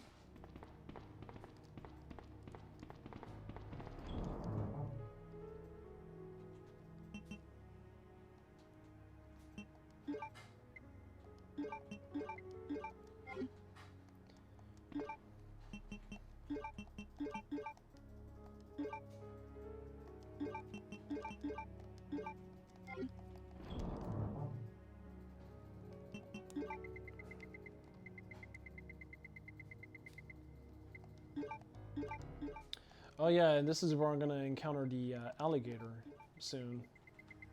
And have my big Jaws moment.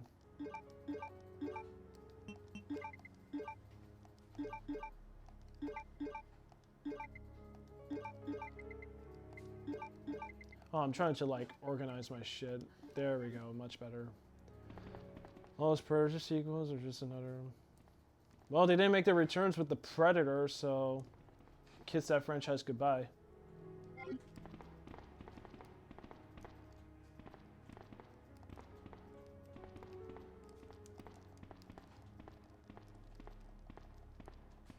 Okay, there's nothing there. Perhaps there's something there that wasn't there before.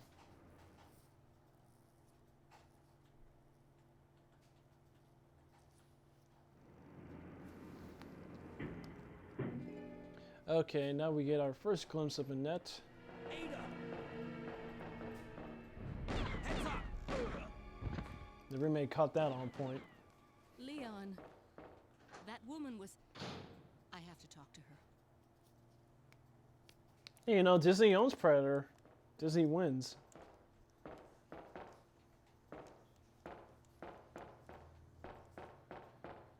Okay, let's go. Let's go find Annette.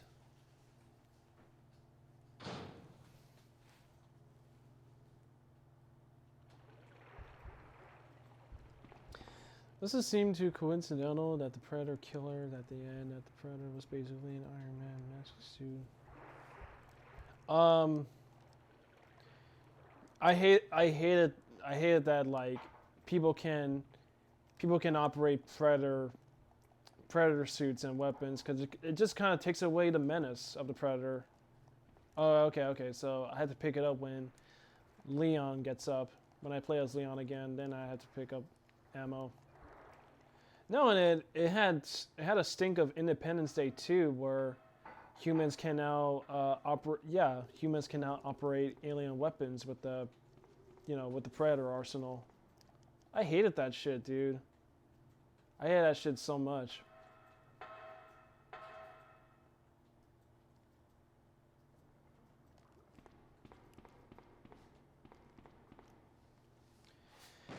Okay, now we're gonna have our big twist of why the happenings of Resident Evil 2 are happening. You're the one who was with that cop. And it's not the plants. It is William Birkin. Ada Wong. Ada Wong. I've heard that name before. Now I remember. So the 3D cutscene where it shows the backstory of William Birkin, I could skip. I have not seen it. Oh, it's fucking horrible, dude. I left Independence Day Resurgence feeling so pissed off, man. That was the most pissed off I ever felt at that movie. And that was not a good year for movies then. The same summer as Warcraft. What? And that also pissed me off. He became one. It was really fucking bad.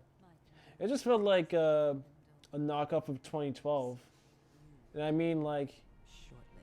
Roland Emmerich's method to how he makes movies now with 2012. Like it hasn't held up well with 2012, but you know, everyone's on a fucking green screen Its potential. constantly throughout Independence Day 2.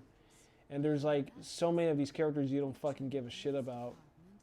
And they're given like shitty dialogue. And there's this weird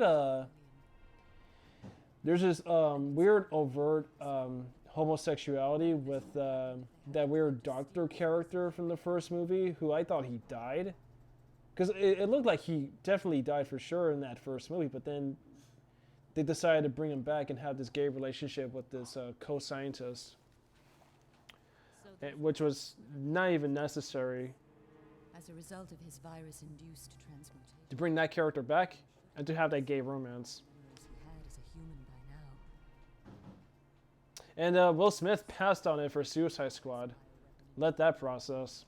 has the ability to Will Smith didn't even show up for Men in Black International and not even Independence Day 2. And they both flopped.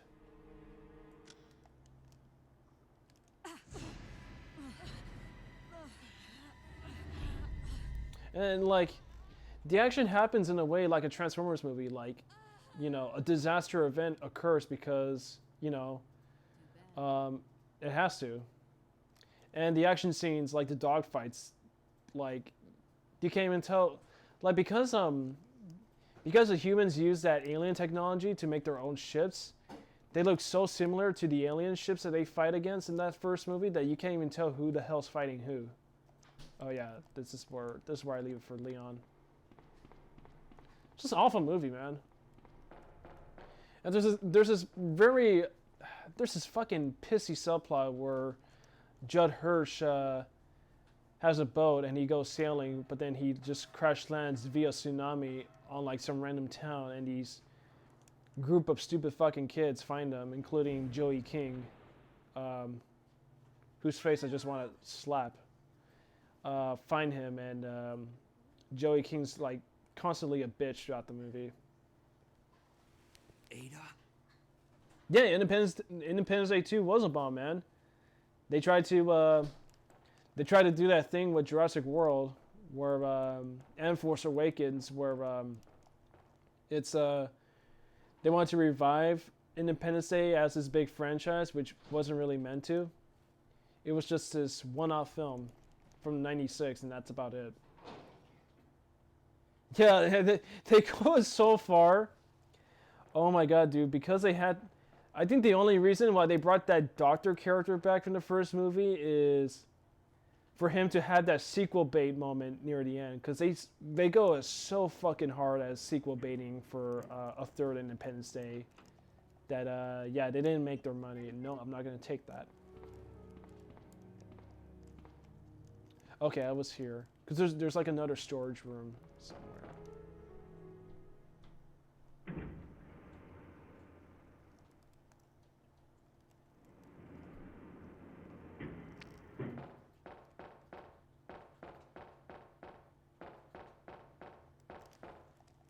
Oh, okay, so okay, that one's inactive, so I can't go up to the other storage room. But that's where now I had to find Ada and fight that crocodile, that sorry, that alligator.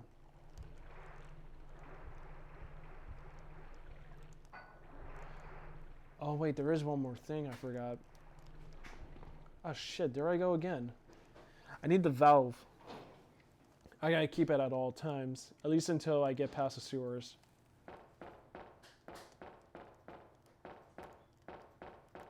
Oh, so far I'm really doing a shitty job.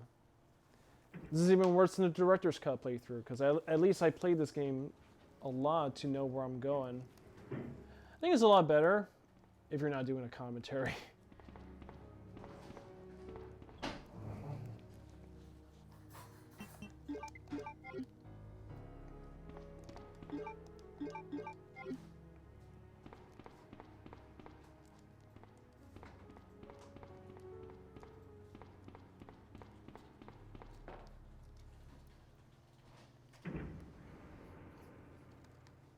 Yeah, but they wanted to make more movies on Independence Day, so that fell through.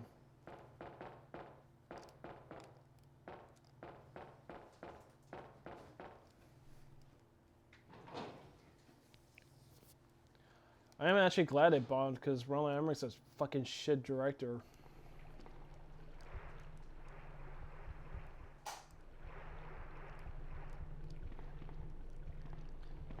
Oh yeah, while I was talking about the remake to Resident Evil 2, one thing that disappointed me was they didn't use the original score from the original game and repurposed it the way that the remake to Resident Evil 1 did. Or Resident Evil 1 fully incorporated like the original soundtrack into the 2002 remake, and they didn't. They just kind of relied on mostly just silence and ambience, with a few like emotional tracks there, though not enough to remember from. And there's this weird trend about using dubstep as horror music, like they did that with Mr. X.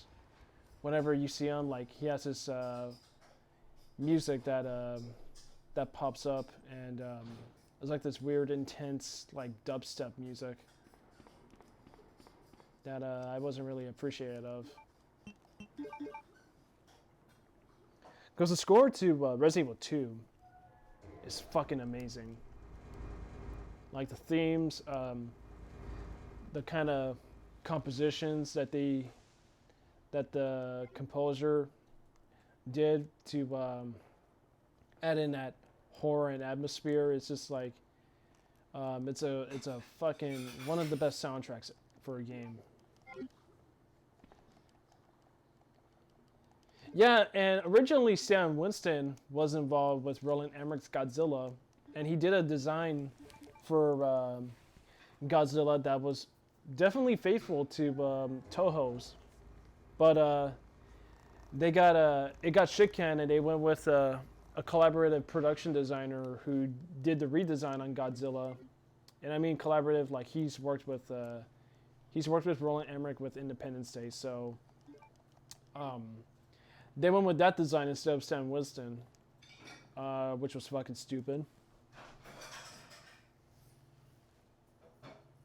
No, I've not played Metroid, sorry. Never owned a Nintendo console to play Metroid.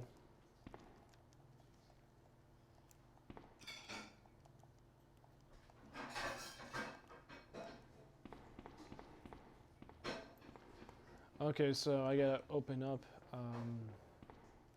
Oh, it's already open, but I have to fight the alligator. And you can see it just like lying in the water until gaming script sets up. And there we go.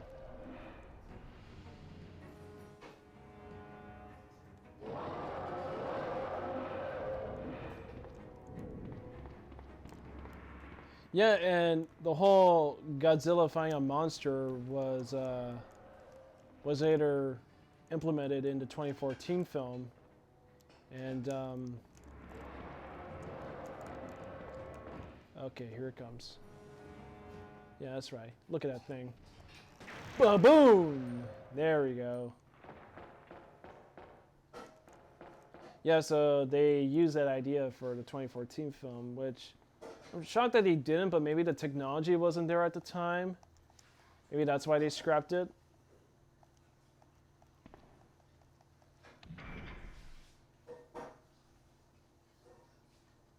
No, dude, that's only if you didn't release the barrel. If you didn't release the barrel and it goes past it, then you're good as dead. It does eat you.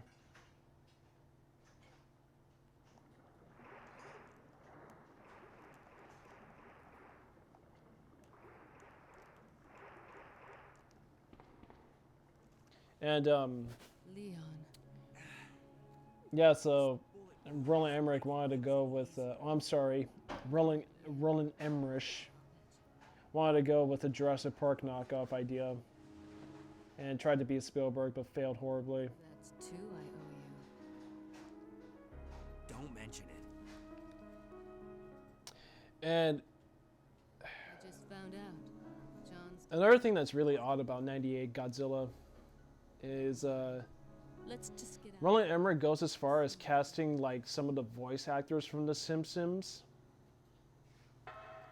And because of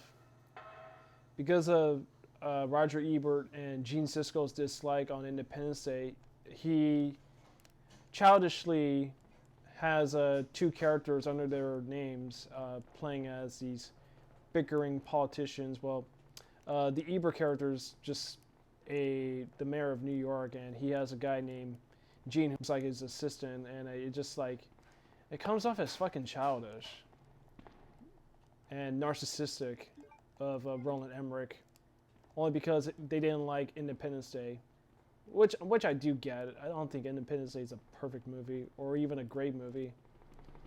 It's a big dumb popcorn movie that just happens not to do anything new with alien invasion, with the alien invasion genre.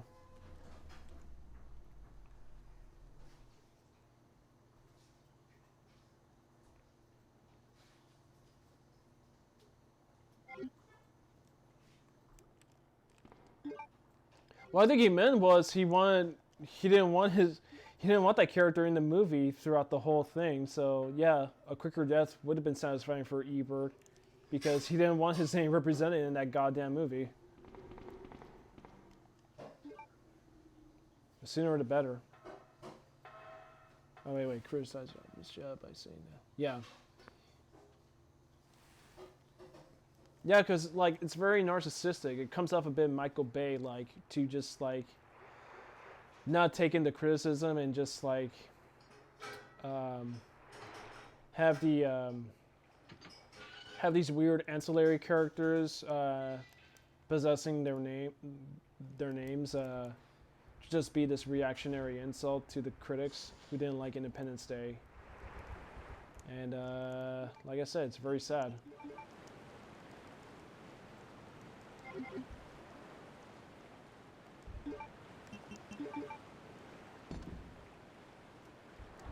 Fucking spiders. Well, I got Ada behind my back because she can actually shoot. She can actually do shit.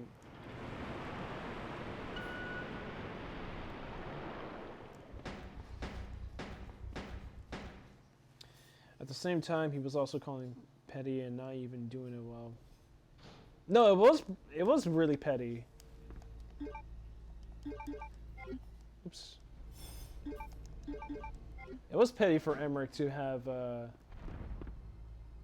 an Ebert and Siskel double as characters.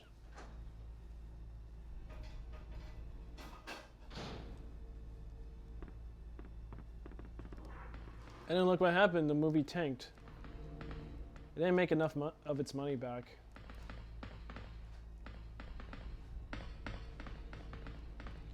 Yeah, while 99 was an awesome year for movies, 98 was a bad year for movies.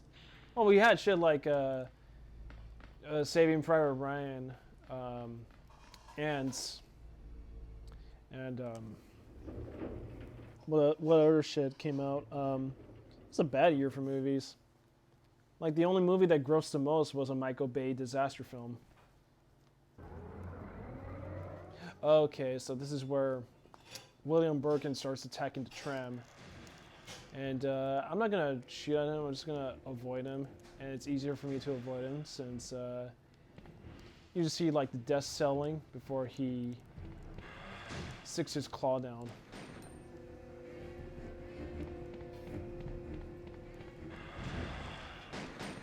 You know, despite what people think of The Phantom Menace and other movies that they didn't like from 99, I like that year of I like 1999 and 97. Those are two of my favorite years for movies in the 90s. Where you had like the South Park movie, Deep Blue Sea, Pokemon the first movie, again The Phantom Menace, Toy Story 2, Tarzan. Yeah, most of those are very family-oriented movies, but I grew up with those. A Blair Witch Project, and The Sixth Sense. Like, yeah, very interesting year for movies. Yeah, that's why. Yeah, I said that earlier. Like, he has, for some reason, he has like the voice actors from The Simpsons in a Godzilla movie. What sort of studio executive decision was tossed around when that happened?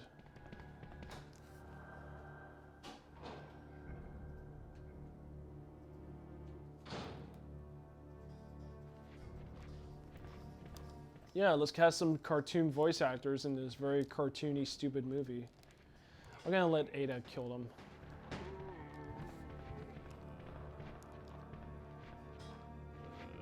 Oh shit. Yeah, fuck you.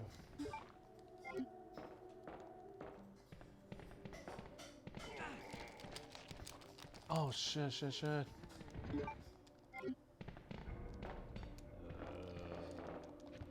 Yeah, he was a news anchor in Godzilla. The news anchor from The Simpsons was a news anchor in Godzilla 98. Oh fuck. About time. It took me a while to grab the shotgun parts. Okay, let's see. Oh, that was bad. Getting bitten twice right there.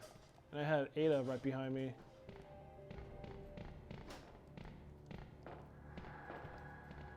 I mean, that's why I have less. That's why I have less handgun rounds, because I think Ada helps me out throughout this scenario with Leon. And there are more zombies. Yeah.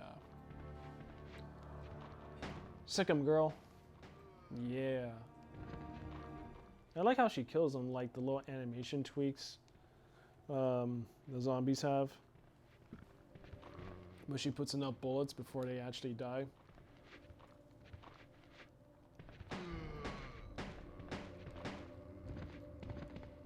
Oh shit.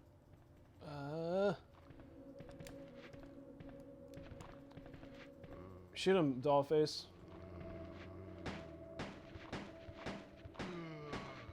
And she shoots fast.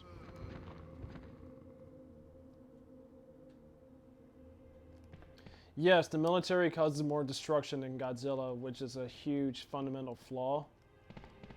And they're more inefficient than they were in the Japanese counterpart films.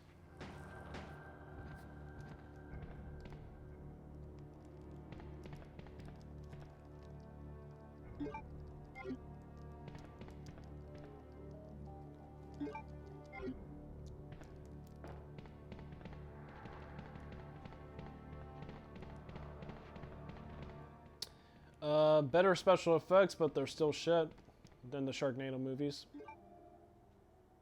Well, I mean, the Sharknado movies are worse, but I'm saying like the effects in Godzilla '98 are still shit, even though it was made with a budget.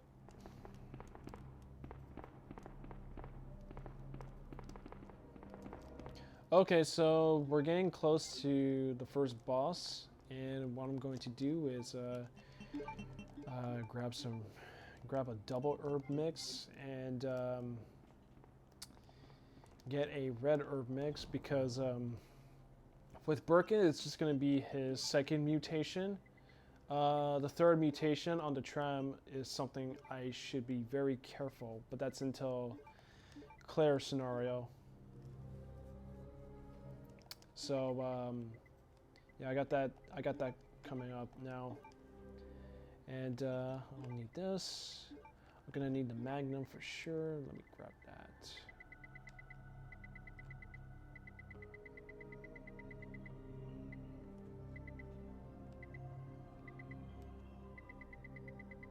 Ah, there it is.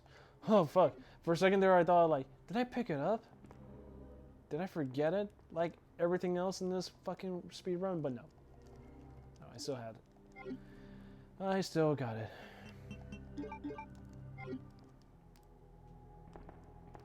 And there's a key somewhere, so I gotta find the key.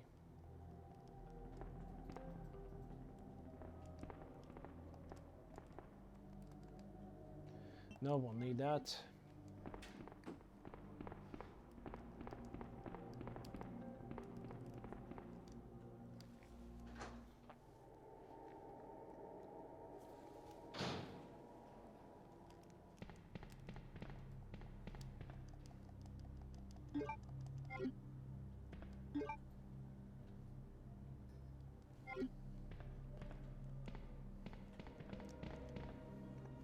Let me let go of the handgun rounds just in case.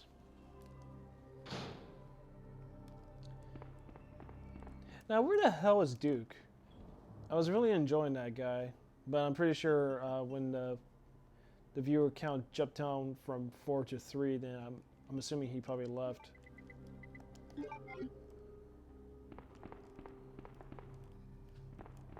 Okay, now I'm ready. Fuck you, tank controls. Let's get to it. Yeah, as frustrating tank controls are, I prefer those than the Mario controls. I like a challenge. I said that before. Alright, let's do it. Now I have to go up to the tram and grab the key from inside.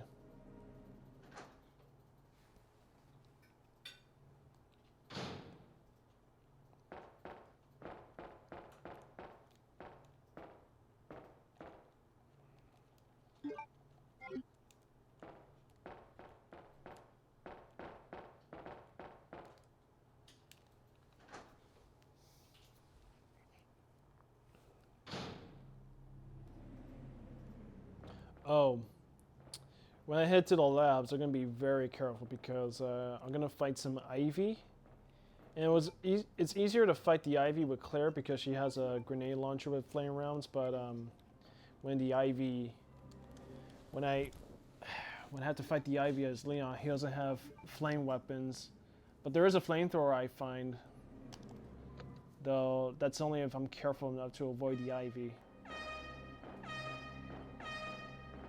And the flamethrower has a shit fire function. It really has a shitty function. Alright, here we go.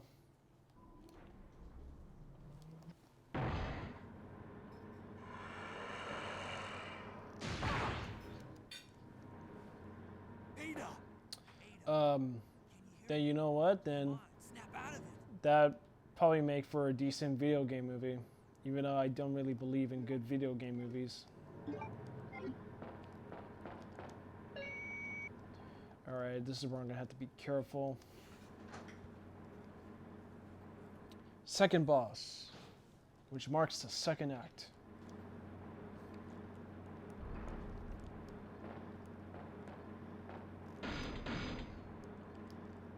Uh-oh.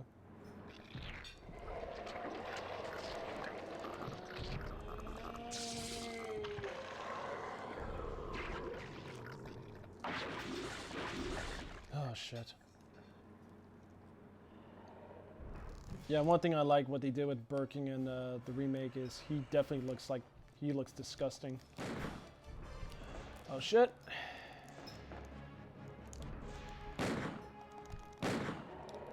Okay, I should move back. Fuck. Uh.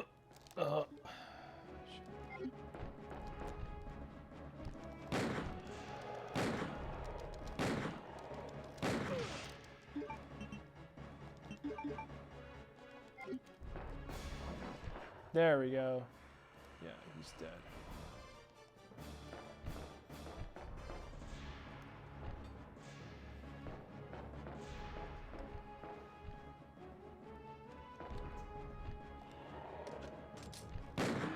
Yeah, fuck you. Stay down. Easy.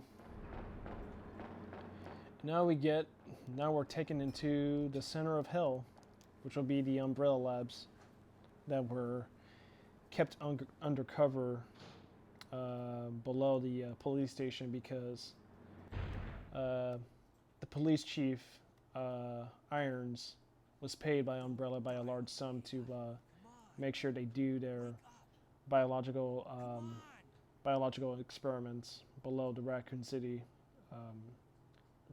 streets.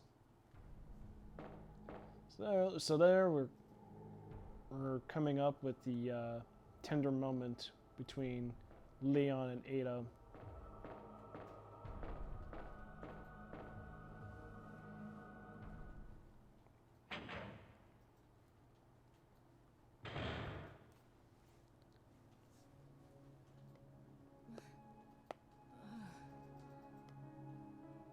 Welcome back.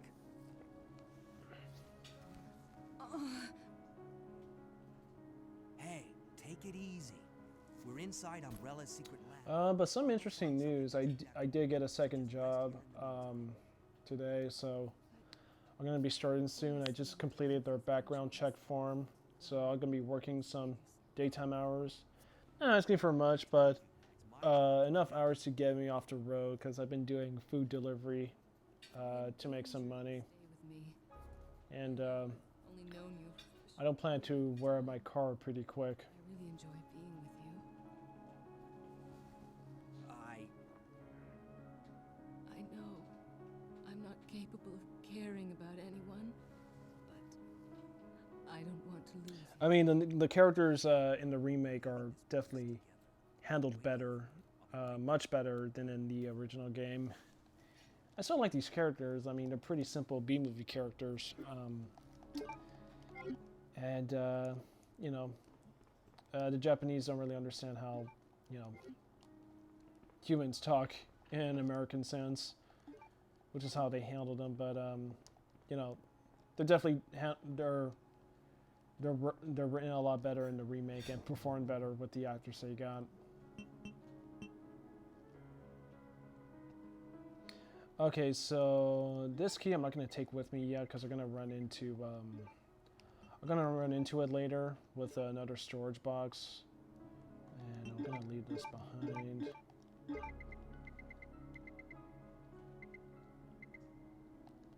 Yeah, take some handgun rounds.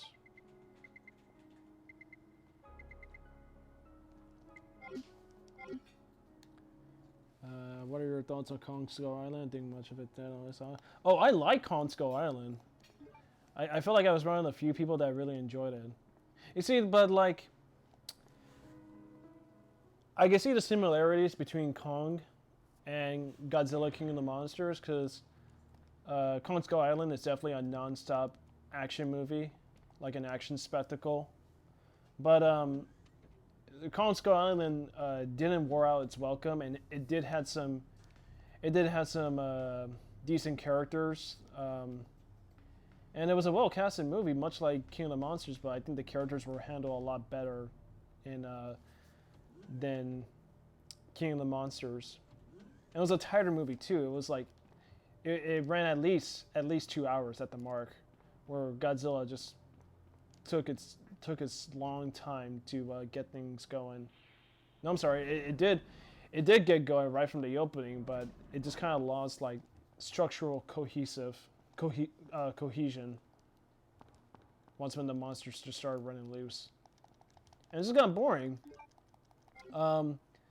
That whole section with Ken Watanabe in that weird underground ancient ruin underwater. I didn't care for all of that.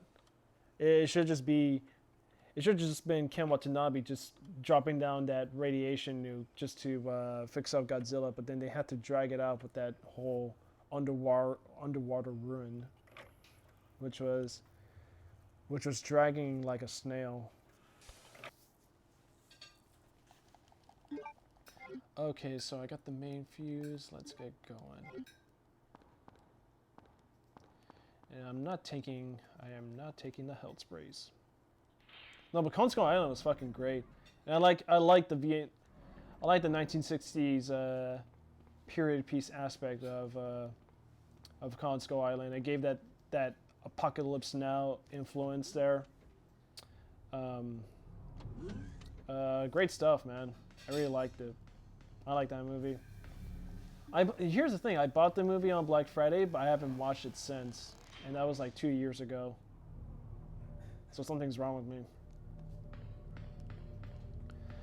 Okay, so I'm going to be careful where the ivy are going to start popping out, but I left enough space. I did leave enough space in my items box to carry the flamethrower, which I'll find here. I mean, Brie Larson's in it, but she's a lot, and I don't like Brie Larson with what I'm hearing about her and how her persona is in the media.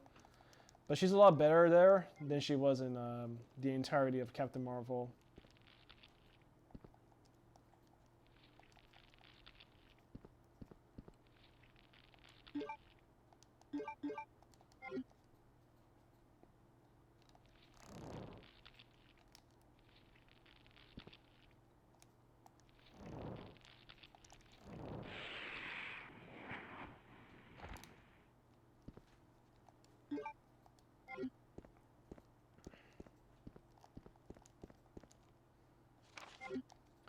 And I don't need to look up files. How much time do I have?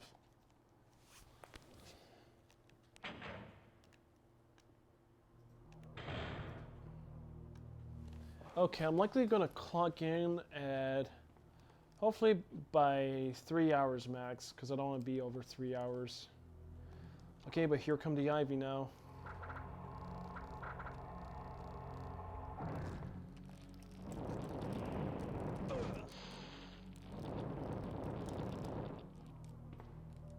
Yeah, there we go. I have to kill them non-stop, or else it's just gonna be puking acid and shit. And it's gonna be some more ivy when I walk out that door. It's gonna lead into that weird chute where all the ivy are spread. Yeah, fuck you.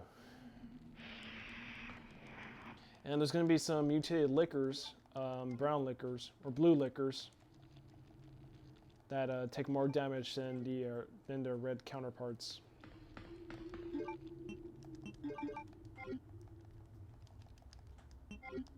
I'm mostly afraid about the final boss because the dog Birkin thing is pretty tough to nail.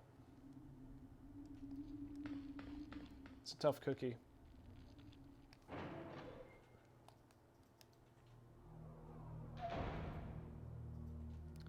Alright, here comes... Ching!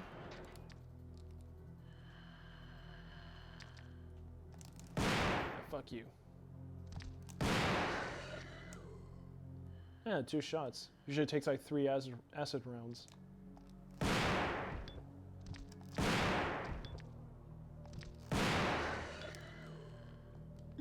I love that. You don't have to be close enough to get a good shot. You could just shoot him point blank. Oh hey, I got a new viewer. What's up, Yazid? Thanks for joining, man.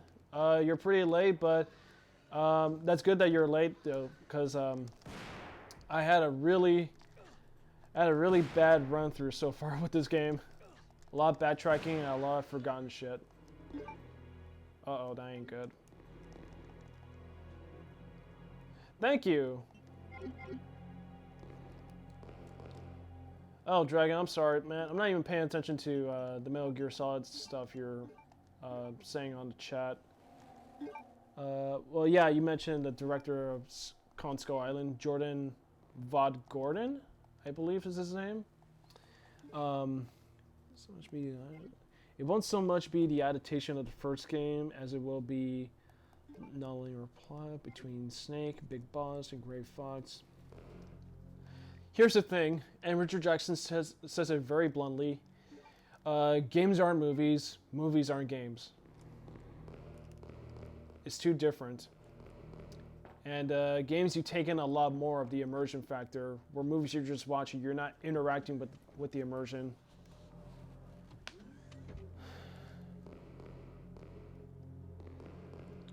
I am 26, man. And I played this game first time since, well, not first time ever, but I have played this game the first time since 2007. When I was just growing up in high school, man. We are getting old and we're gonna die.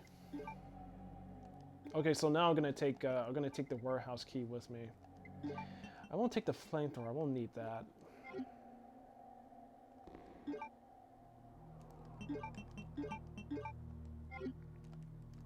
I played a remake, man, multiple times. I revisit that game more so than any game that's come out this generation. I really enjoy it. Warts and all, but really enjoyed it, man.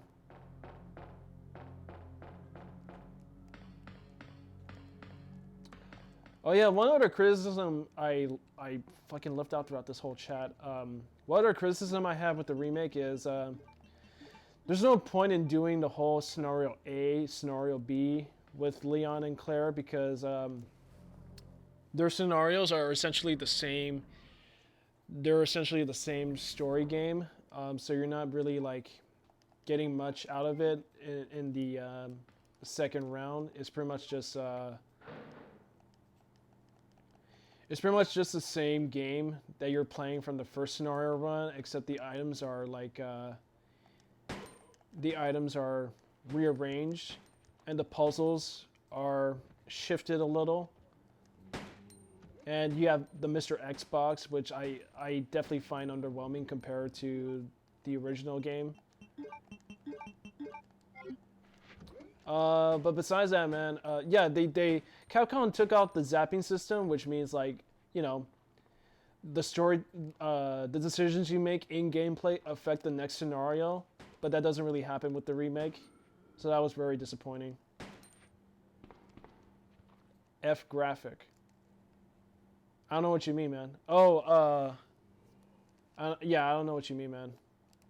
Is that a compliment to the graphics? Because, yeah, it's still amazing. I love Last of Us, man. I haven't played it in a while.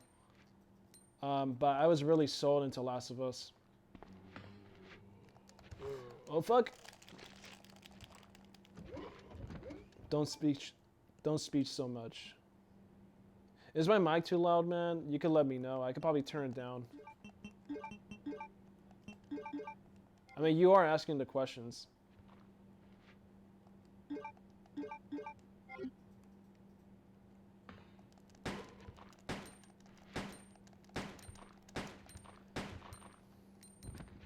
I mean, if my mic is loud, I could turn down the volume, but on your end, you could too.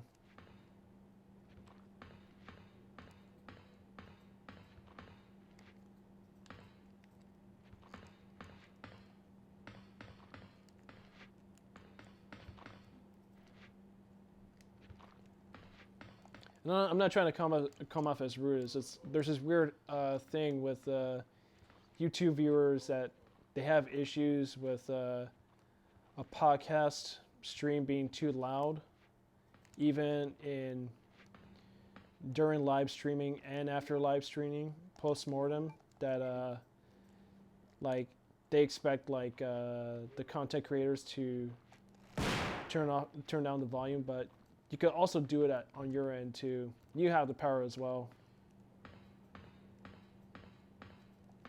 Well, yeah, it's a really old game, man. Hey, just 3 more years until you can officially start drunk driving. That's good to hear, man.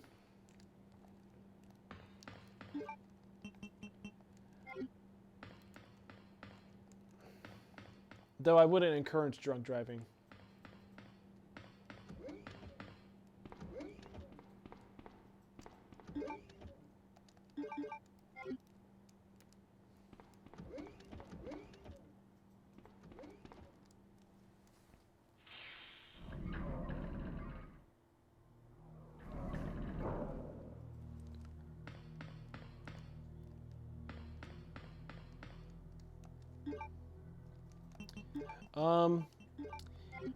And there's a section here where there's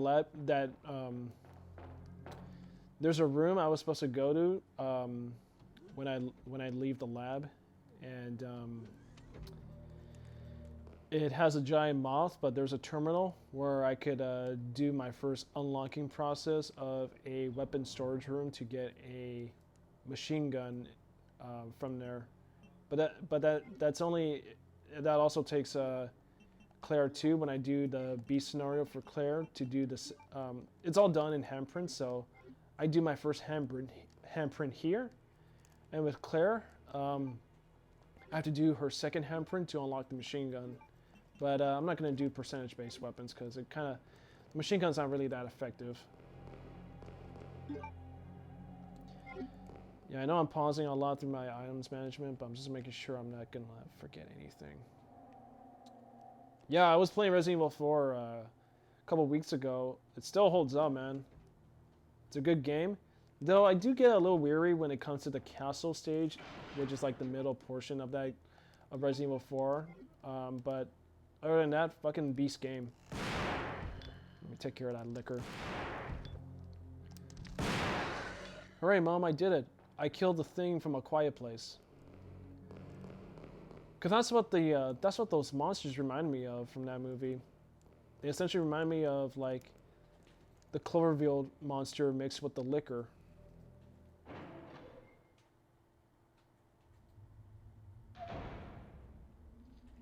Take this like, okay, now you're just trolling me, man. Okay, you too, Dragon. Have a safe night. You get some sleep, because I'm kind of getting tired, though I'm getting really close to finishing up.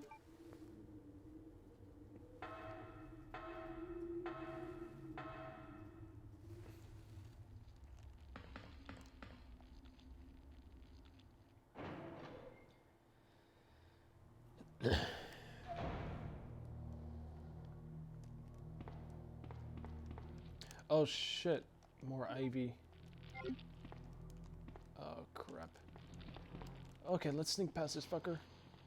Oh, there's more ivy.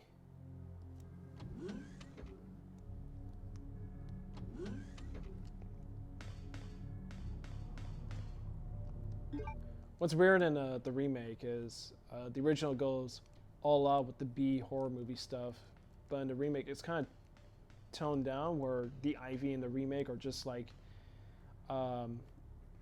zombies with they're generic versions of the clickers from The Last of Us. Okay, naked zombie.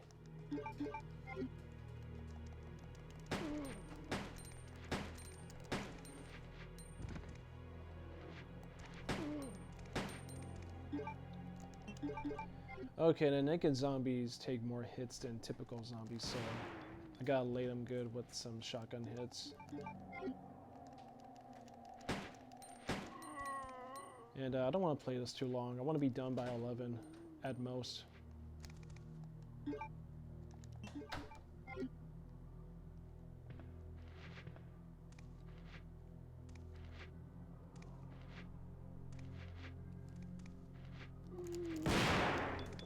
Beautiful. Oh shit. Damn it. Well, I'm still in good shape. Yeah, you have a good night, Dragon.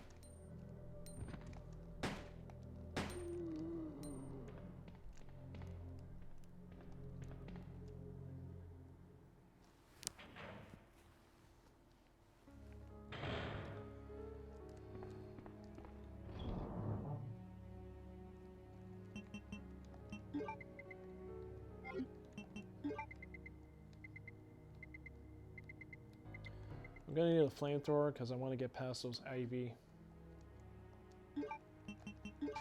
Well, now that I kill those naked zombies, I probably won't need the handgun.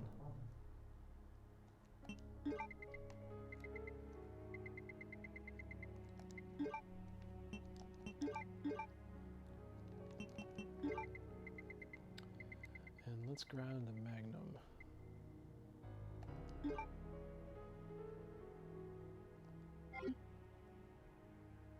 Actually, I won't need the Magnum.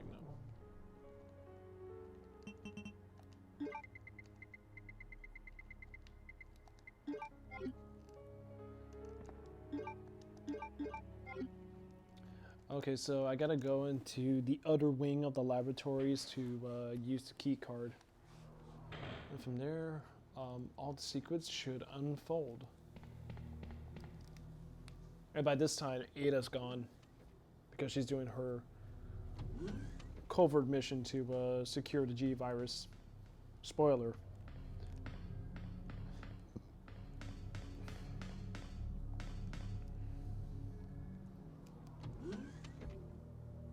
You know, come to think of it, I always forget what Leon's after, especially in this stage.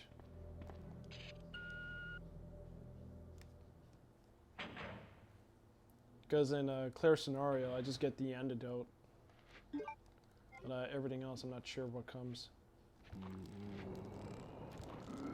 Yeah, there you go. Burn, bitch.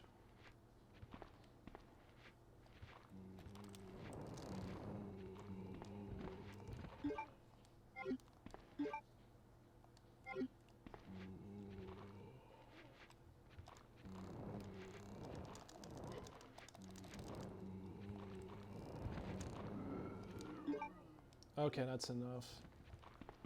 I won't use this on zombies until I fight some more IV.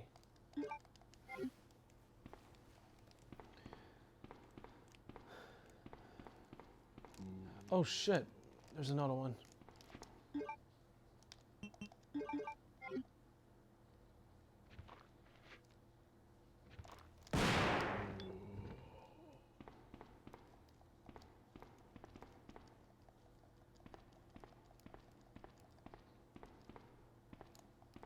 Oh wait, the switch panel is by this machine here. There we go. Yeah, vaccine synthesis, and let's see.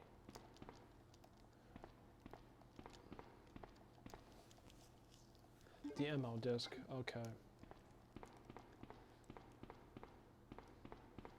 So that will, yeah, that will be the key to escape out of here.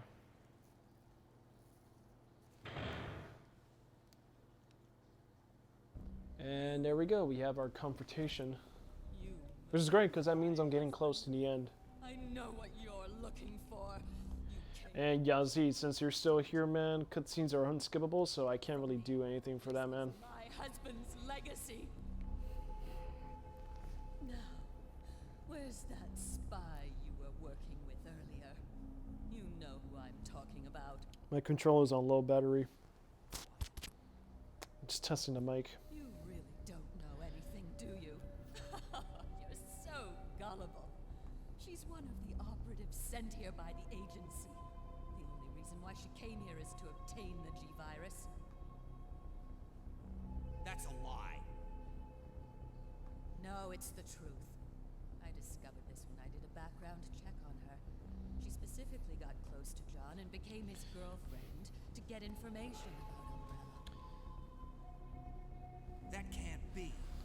I know her. Ada wouldn't do something like that. If you don't want to believe it, I don't really care. You're about to die anyway. Oh, Leon. Don't you know the whole world is playing with you?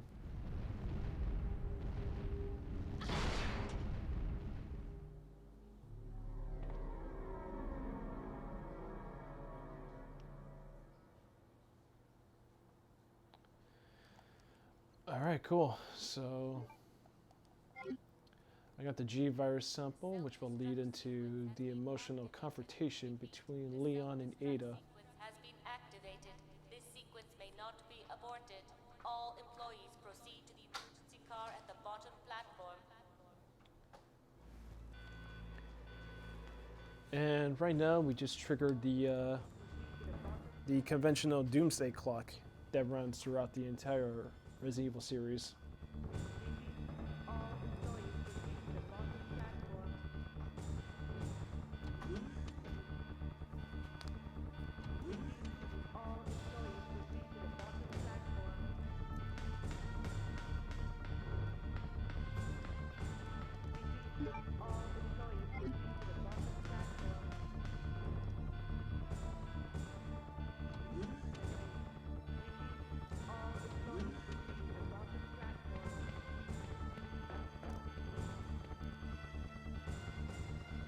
Now, I want to make sure of something.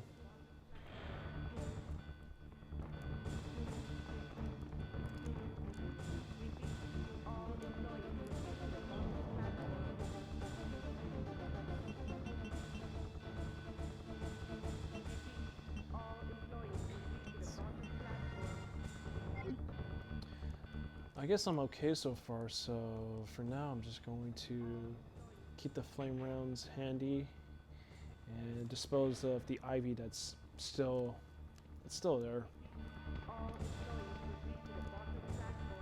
Yeah.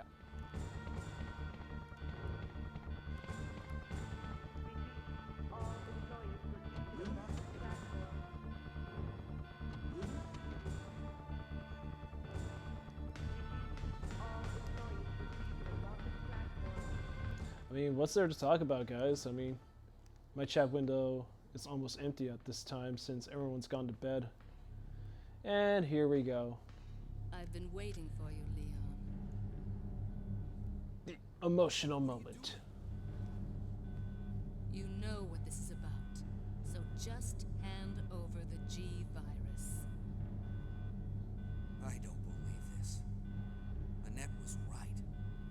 About everything. That's why I told you to leave without me, but you wouldn't listen. Now hand it over. Don't make me shoot you. You can't do that.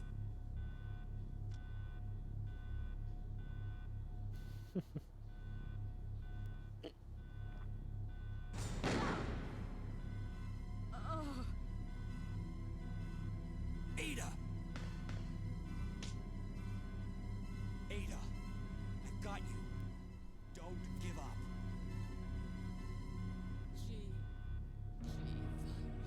And I captured this a lot better in the remake, It's over. where I am glad like they didn't make Annette another adversary for Leon. They had Leon cooperate with Annette in the remake, so that did add some dimension between that. But Just have to help me out I mean, the Ada stuff's a lot better, and she rocks out fucking awesome film noir coat that's straight out of 1978 Body Snatchers. You know, the one that Donald Sutherland wears. Bye. Oh no! Wee!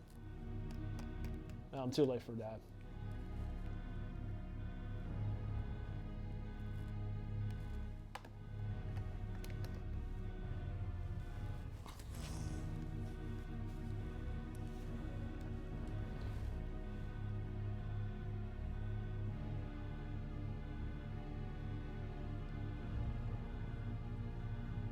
So, this is what everyone's been dying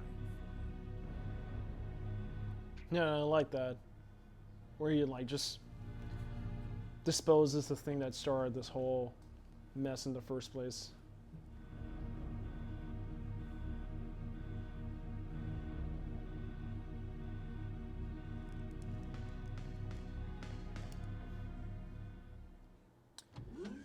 I mean, what else is there to talk about, guys? I mean, you guys could just, oh shit, right. I mean, you guys could just grab some snacks and See if I could survive G. Birkin Mutation 3. Oh fuck!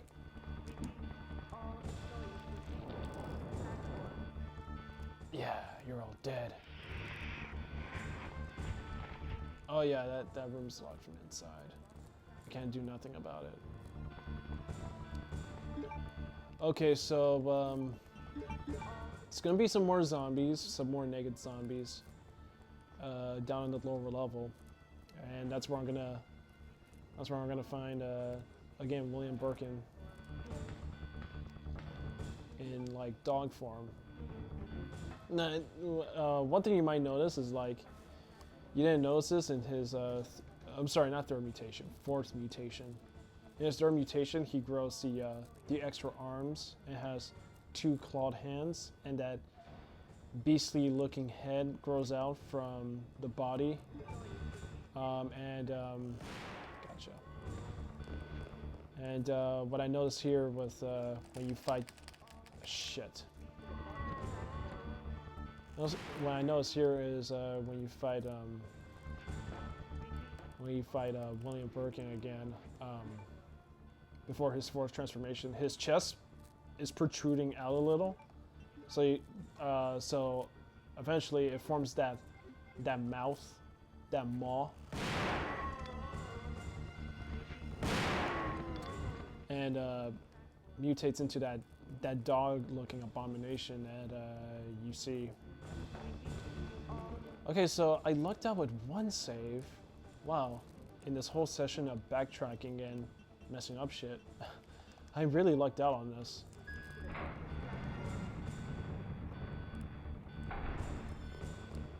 Now, I had to get rid of the ammo disc, so that way I don't have to worry about that on my way back after saving, so I might as well just save now because I think G. Birkin could be kind of a challenge.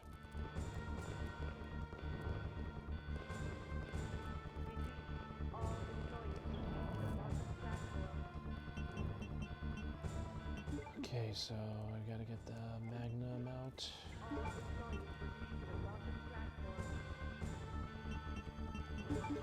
Listen the flamethrower and it should be fine. Let's see. Get the other. Oops.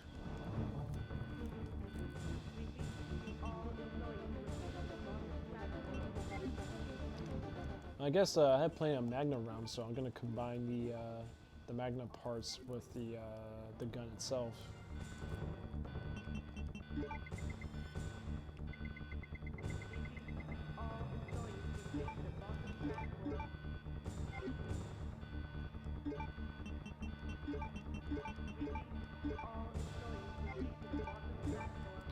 And I would assume the lab card was reserved for the moth room with the handprint process.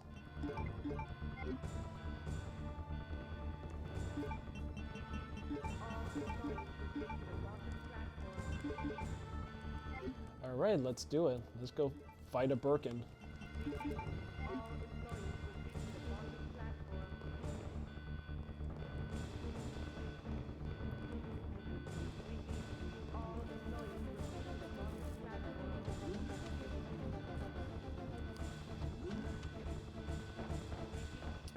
There we go, let's do it.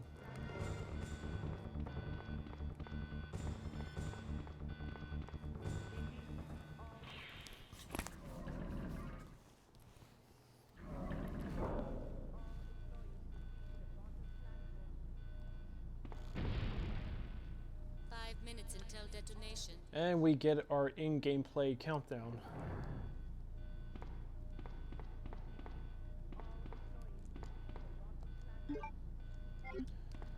Oh shit, I forgot to save. Okay, fuck it. Even if I take some hits, I'll just heal up right away.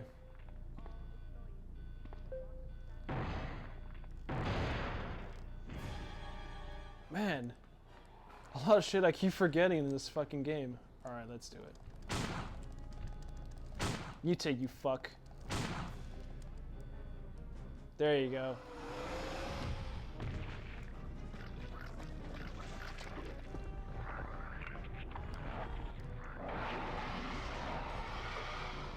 Yeah, there you go, you ugly piece of shit. You thorny walking period. Oh shit.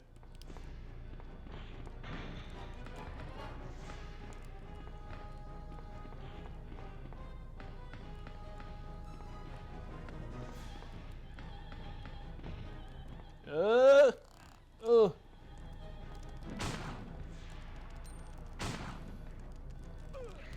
Oh, oh no, no, no, no, no.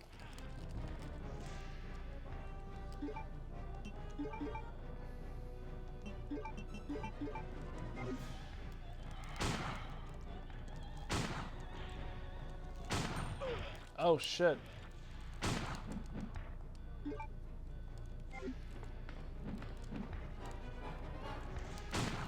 There we go.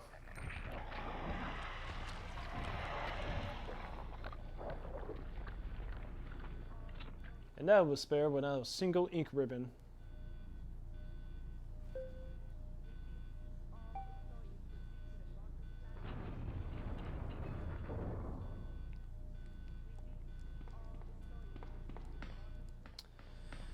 Alright. So, we finally reached the end of the line so far. We'll say it was a messy playthrough, but in good faith, I conquered it.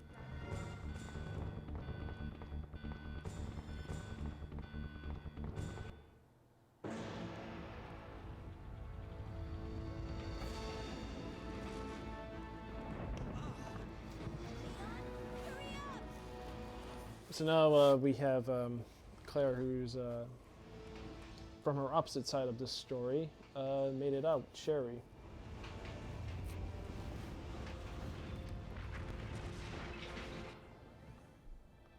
Leon!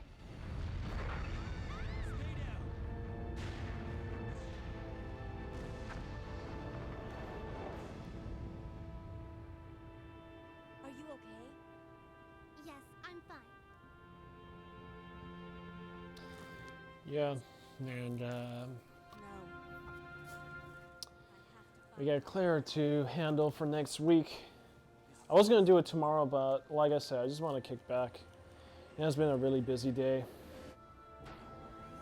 and I have to do some delivery work before I start my second job. But yeah, this is the end of Leon's story so far. And we got the sweet, excuse me, we got the sweet orchestral to play in the credits.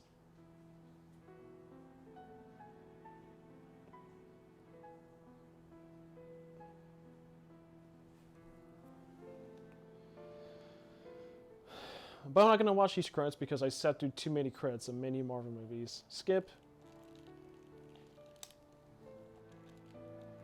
Oh no. Oh no, I guess. Ah! Damn it. We gotta sit through these credits.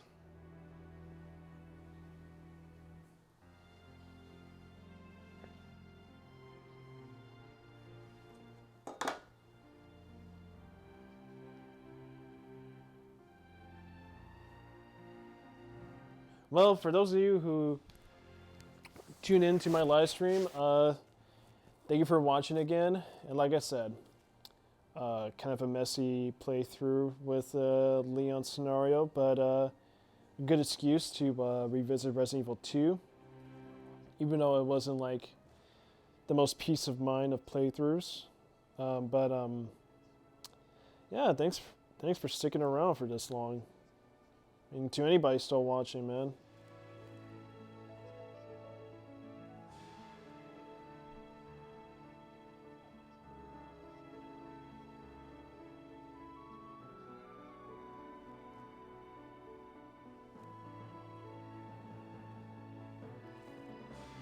I mean, this game has held up for a while for many people, and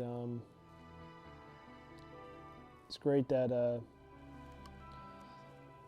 there's a huge there's a huge love for it.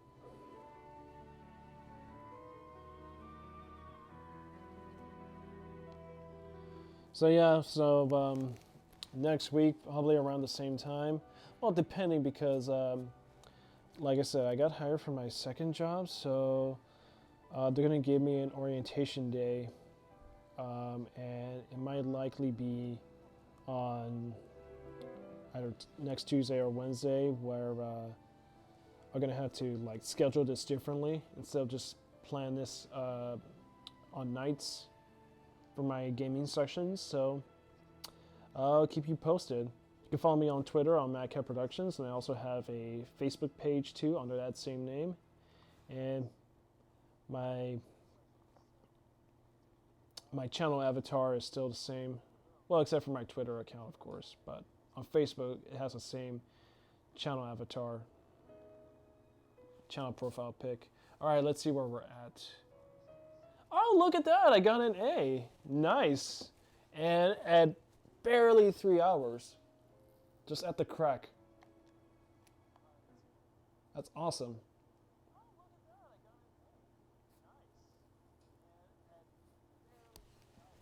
Okay, and let me override my save data. That way I could just leave it for Claire B. Alright everyone, well, this is Jason, aka the MadCAST Critic, signing off. Hope you enjoyed my speed run of Resident Evil 2. So next week, I'll be doing Claire B scenario. Hopefully you guys enjoyed a lot out of this live stream, and subscribe to MadCAST Productions. Follow me on Twitter and on Facebook again, and I'll keep you guys posted in the meantime. But thanks again as always, and hope you tune in for more live streams and enjoy more of the madness of movies and of the MadCAST. Thank you.